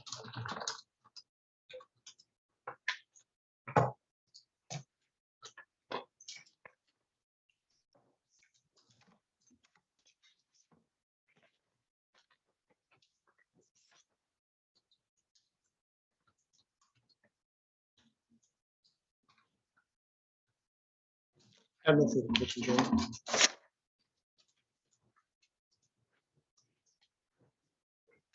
Ms. Davis?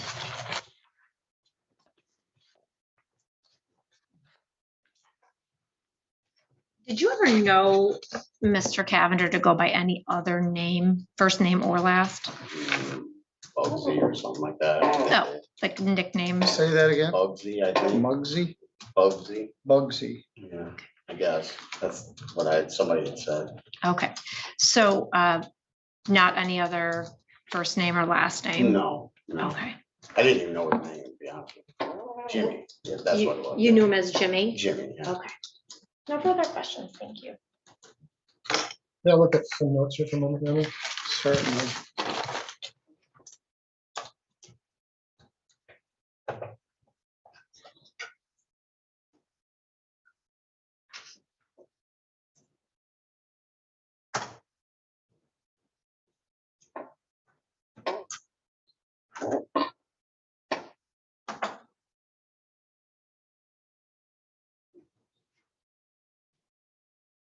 Just brings up one question. Okay, that's a note, Shannon.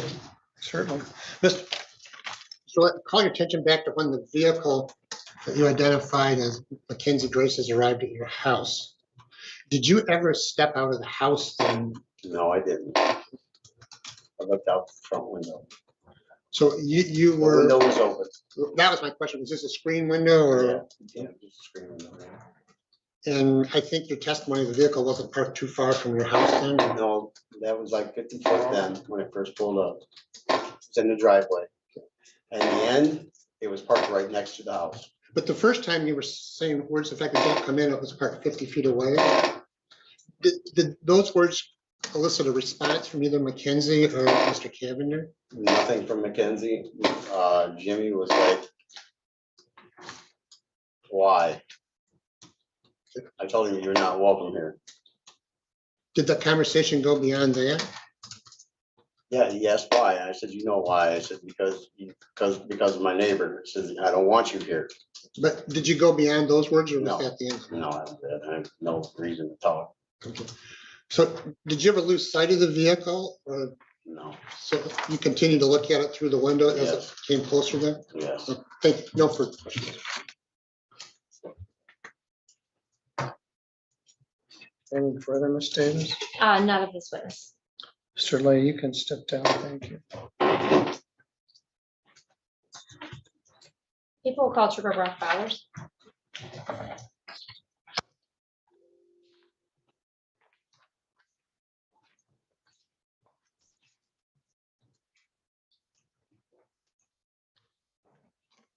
Good afternoon. Do you swear or affirm any testimony you're about to give in this matter will be true to the best of your knowledge and belief? I do, Your Honor. Thank you. Have a seat. Trooper Bowers, would you state your full name and spell your last name for the record, please? Brock Bowers, Bowers. And you are a trooper with the Michigan State Police? I am. Were you on duty in St. Joseph County on May 12th, 2023 for the state police? Yes, ma'am. Were you in a fully marked patrol vehicle? Yes, ma'am. Did you get called to 65963 Maple Road in Constantine? Yes, I did. What was the call for? It was for a shooting. And when you arrived there, what did you observe? We initially, I was doubled up with me and my partner. We pulled in, we weren't exactly sure where the venue was, so we got close. We turned in, we saw a gentleman, which was just the neighbor of the venue, waving us down. And then ended up pointing out that Mr. Cavender was next door. So we went over there. Do you remember what time of day this was? Not specifically, but it was in the evening, it was dark, 9-ish. And this neighbor that flagged you down pointed you to the direction of this home? Yes. Okay, and so what did you find near the home? We started walking up there, started hearing somebody yelling for help. The call came out as a shooting, or like a home defense type situation. Somebody came to my home wielding a knife. So I didn't know, if there's other weapons or whatnot. So we cautiously made our way up to the house where this person was yelling for help. Outside of the front door, where there was a car, the door was open. Saw who is now Mr. Cavender lying outside of the car, almost like on his stomach, not wearing hardly any clothes. Got up there and I started to tell him to show me his hands. My partner was able to get a different angle, saw that there was no weapon present in his hands. So holstered our weapon, started to check him for injuries. That's when we witnessed that his left femur, there was a big hole in his left femur. When you say a big hole, what do you mean? A clear gunshot wound. So we applied a tourniquet to him.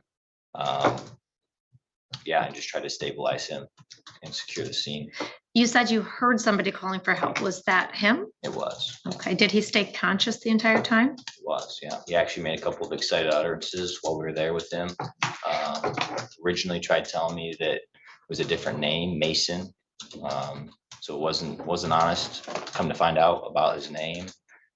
Did he give a different last name as well? Yeah, McGuire was it, or something close to that? So was it was not Cavender, is that? Absolutely. Or no, maybe it was Cavender. What did, refresh your memory if you were to look at your report? Yeah, yes, it would, yes.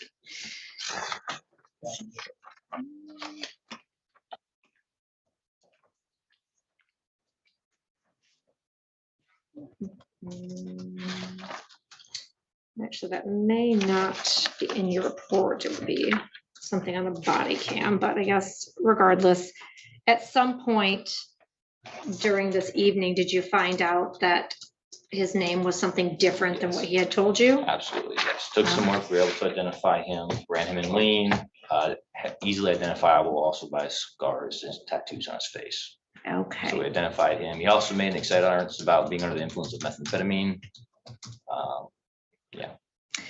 and so this entire interaction that you had with him was outside of the home? It was, just outside the home, between the front door of the home and the car. And do you recall what type of car that was in the driveway? No, definitely. Okay, like passenger vehicle, Passenger. truck? Yeah, let's do that. And at the scene, did you observe any of clothing that was maybe missing from Mr. Cavender? Yes, he pulled his pants down. There's also like a top that he had, and everything was covered in blood. Blood on the scene or around him as well. Okay.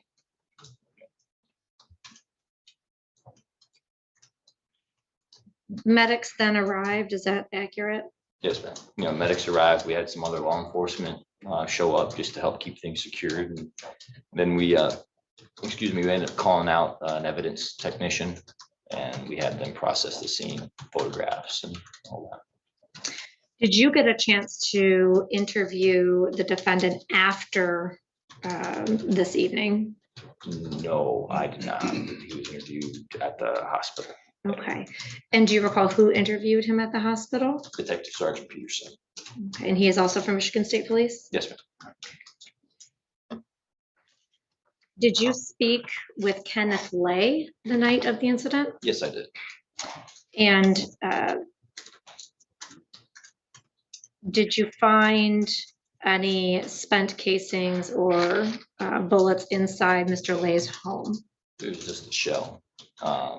And the weapon was there as well. He was very cooperative.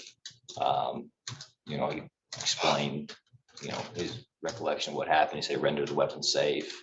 I believe we got a warrant as well, just as an extra precaution. He was very cooperative that entire time.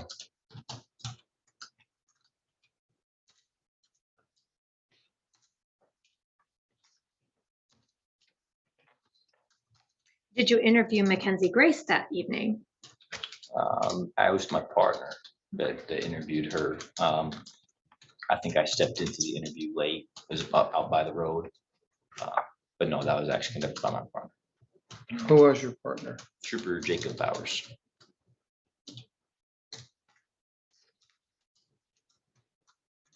I don't have any further questions at this time. Thank you. Mr. Bush?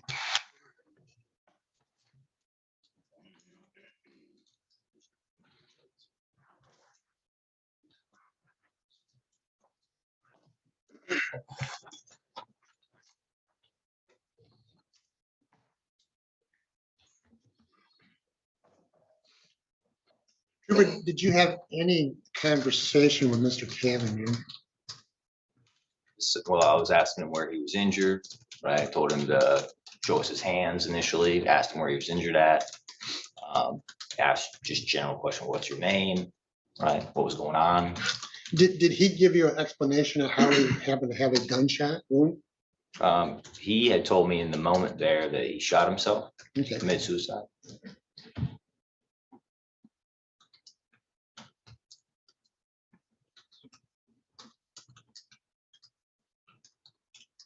And what technology did you have with, is there a body cam or a mic or something that you would have had that day, Yes. Trooper? Yeah, I have a body cam. It's actually one that I'm wearing now. And then my partner also has a similar.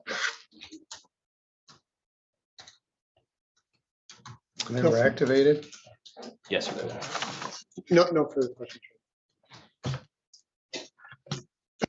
Davis? No further questions. Was this shell casing from a slug or shot? It was a slug, Your Honor.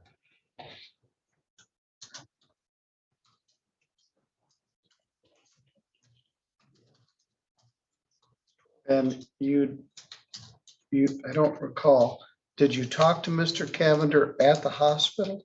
No, Your Honor, that was, Oh, day or Detective two Peterson, later. all right. Yes, Your Did you, so not that night or any other time, you didn't talk to him at the hospital? no, Your Honor. All right. Thank you. You can step down.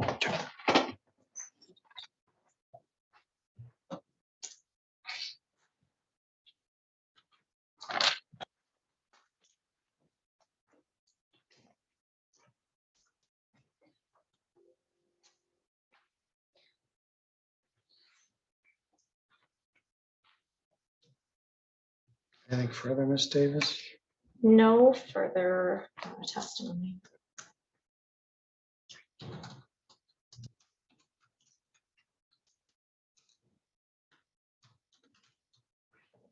Mr. Bush? Defense would rest. Your Honor. Ms. Davis, argument and motions? Thank you, Your Honor. Your Honor, the people have asked that the court bind over on account 1 of carjacking. In order to prove a carjacking, we would have to show that there was force or threat of force or violence, putting the passenger or owner of the vehicle in fear. And in this case, Mackenzie Grace owned this vehicle. It's her vehicle to use. The defendant had no ownership in it.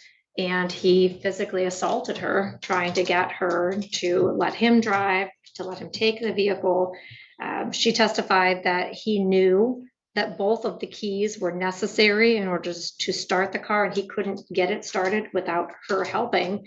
And when he left the vehicle to go commit the home invasion and assault on Mr. Lay, he took one of the keys with him. There is not the necessity of having an intent to permanently deprive for carjacking. The case law specifies that it can just be simply stealing the car. It doesn't have to be an intent to permanently deprive.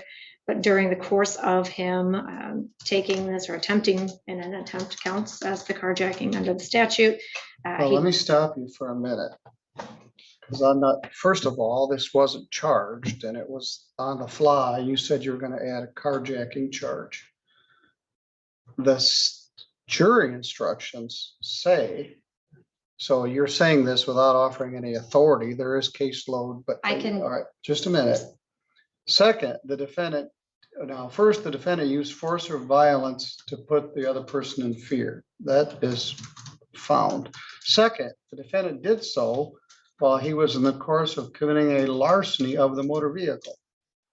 A larceny is the taking and movement of someone else's motor vehicle with the intent to take it away from that person permanently.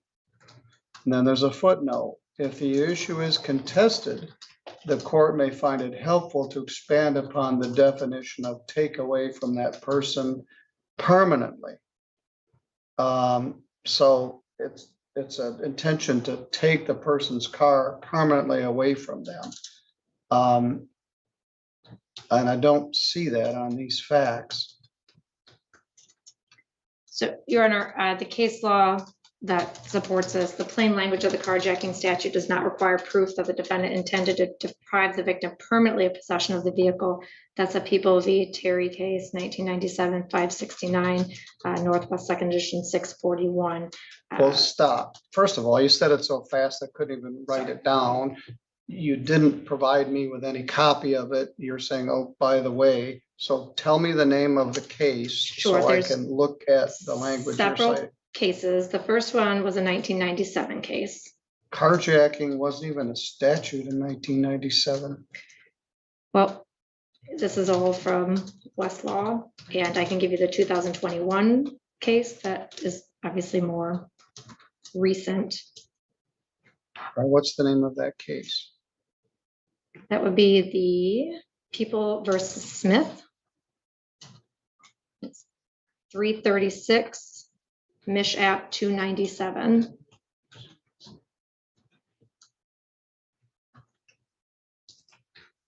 And then that, Stop. Let me find it. This isn't the best way to do this.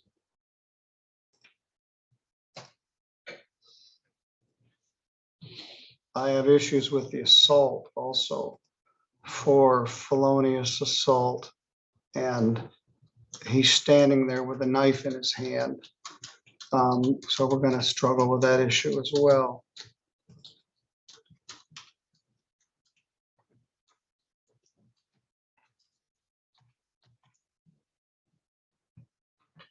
In conclusion, we hold that carjacking under the amended statute is a specific intent crime requiring the prosecutor to prove beyond a reasonable doubt that the defendant had intent to steal or permanently deprive Deputy Mueller of the motor vehicle. So that's the holding. That's the holding. Now they go into the facts. It's a specific intent crime. You have to prove beyond a reasonable doubt that they intended to permanently steal or deprive the deputy of the motor vehicle. In that case. It's to steal or permanently deprive, not permanently steal. There's two separate situations.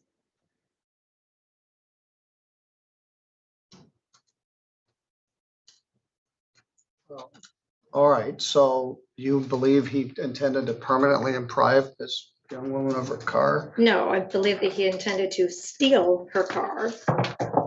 There is either you can have the intent to steal it or the intent to permanently deprive a person of the motor vehicle. And in this case, she testified that he was trying to take her car. He didn't know how to start it without her, so he was allowing her to be in it. Then he was ordering her out of the car. She thought at that point, he's going to take off with it because it's already started. He doesn't need me anymore. But she was able to get back into the vehicle. And then when he got out of the vehicle again, he was telling her, you better be here to start this car. And he took the key out, which again, he had no reason to turn the car off before he went up to Mr. Lay's house. He took one of the keys, she had the other key. Both keys are necessary to start it. So I believe that it shows that he had the intention to make sure that he was going to be able to take this car with or without her in it.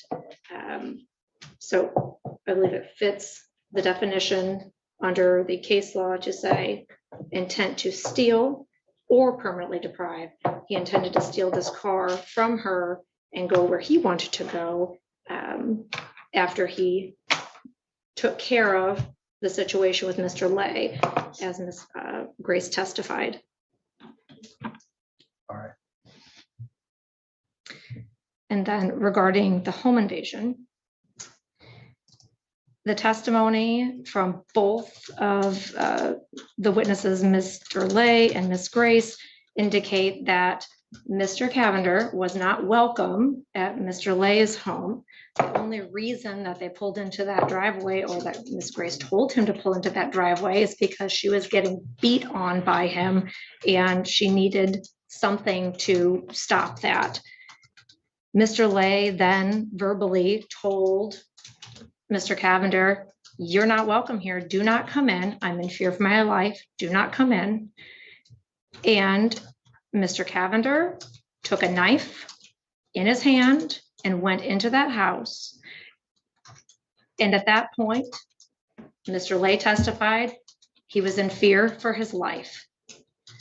When you see an individual who you know to be a hothead, to have issues, that you said, "Don't come into my house," you told him yesterday, "Don't come in," and he's coming in and having a knife in his hand and you have a gun and he's like, "What, are you going to shoot me?" Mr. Lay testified he felt in fear for his life. I believe that meets the definition of the assault. Now, he did what he's entitled to do as a homeowner and took action to what he believed was save his own life. And that thwarted the attack. But even after that, he tried to render aid to Mr. Cavender. Mr. Cavender was still being aggressive with him. He testified he grabbed the knife and threw it where Mr. Cavender couldn't reach it. Again, indicating a genuine fear that Mr. Cavender was going to use that knife against him and hurt him. So as far as a home invasion, this was a dwelling located on Maple Road in Constantine, that Mr. Lay was lawfully present inside, and that while entering or present in the home, that he was assaulted by Mr. Cavender, and thereby we have met the burden for a home invasion first degree.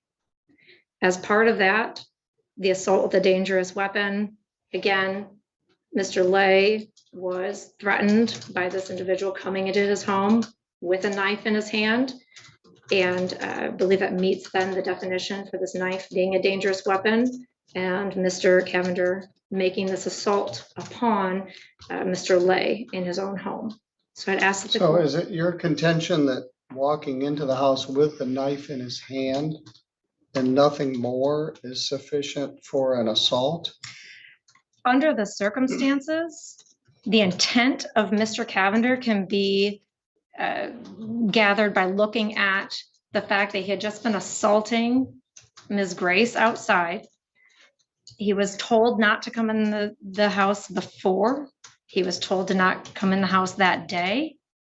And he was under the influence of methamphetamine by his own admission. He was not acting in a rational manner.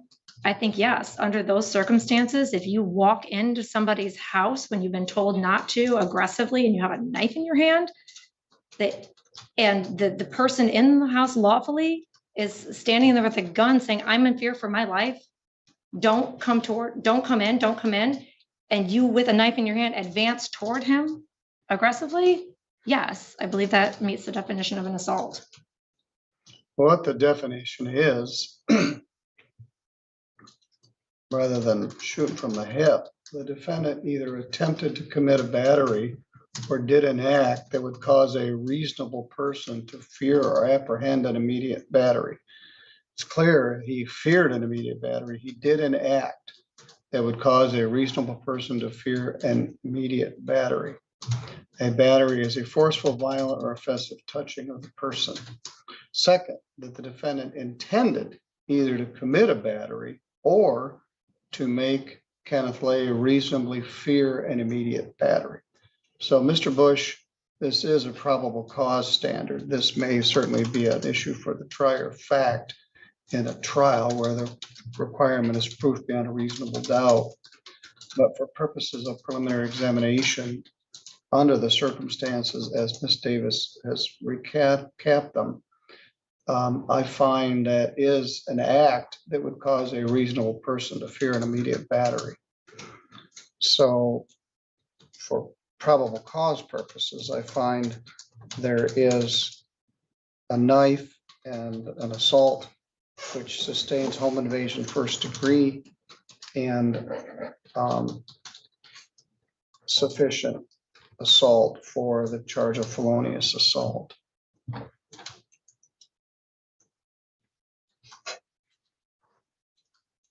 Anything further, Ms. Davis?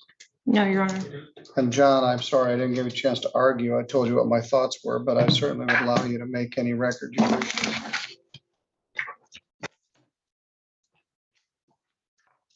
Well, Your Honor, much like your thoughts, my initial focus was going to be on the assault and merely entering the premises with the knife in his hand.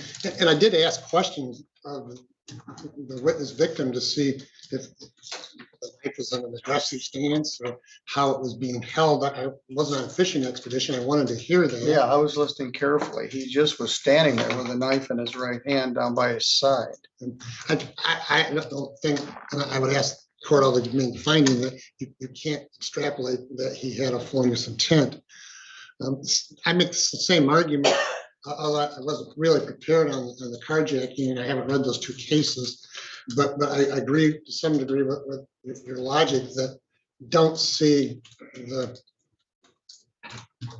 jury instruction of either as larceny or intent to deprive when she's with him the whole time. I don't think the facts meet the requirements of carjacking. I would ask the court to dismiss that. All right. Ms. Davis, any further?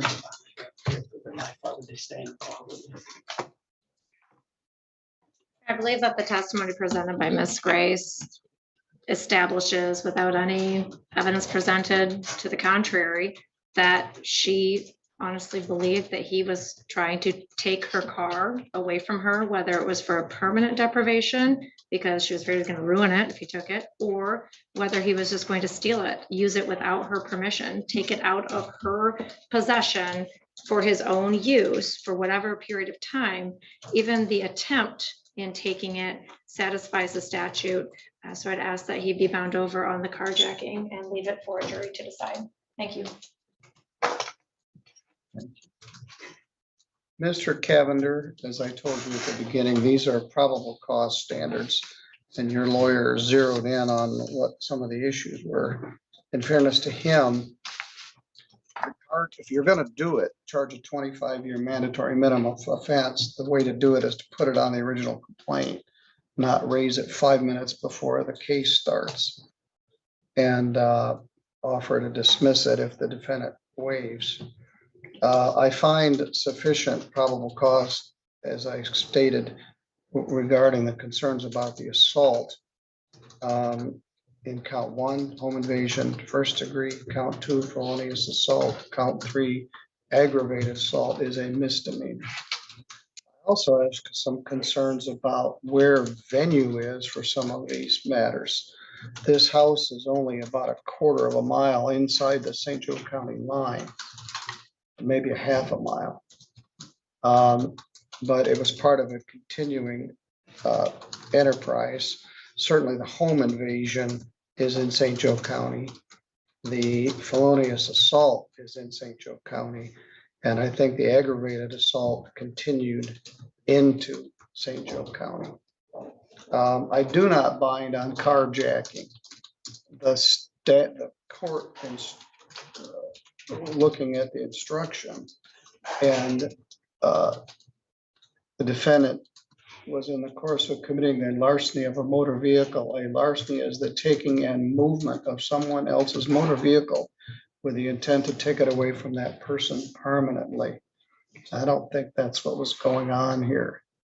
The case cited by the prosecution cited the holding that said it's a specific intent crime and you have to intend to steal it or deprive it. So I declined to bind on that. You can appeal it if you feel so inclined. Mr. Cavender, these such circumstances are outrageous. The bonds are set in the amount of $50,000 in each case. I'm not inclined to reduce the bond. In fact, Could I be heard on the bond on that? yeah, no, because I'm not going to reduce it. I'm in time to cancel it. I understand he's got serious medical problems. That's where I was coming. All right, as a result of his own poor judgment. But he's dangerous. He's a danger to the public.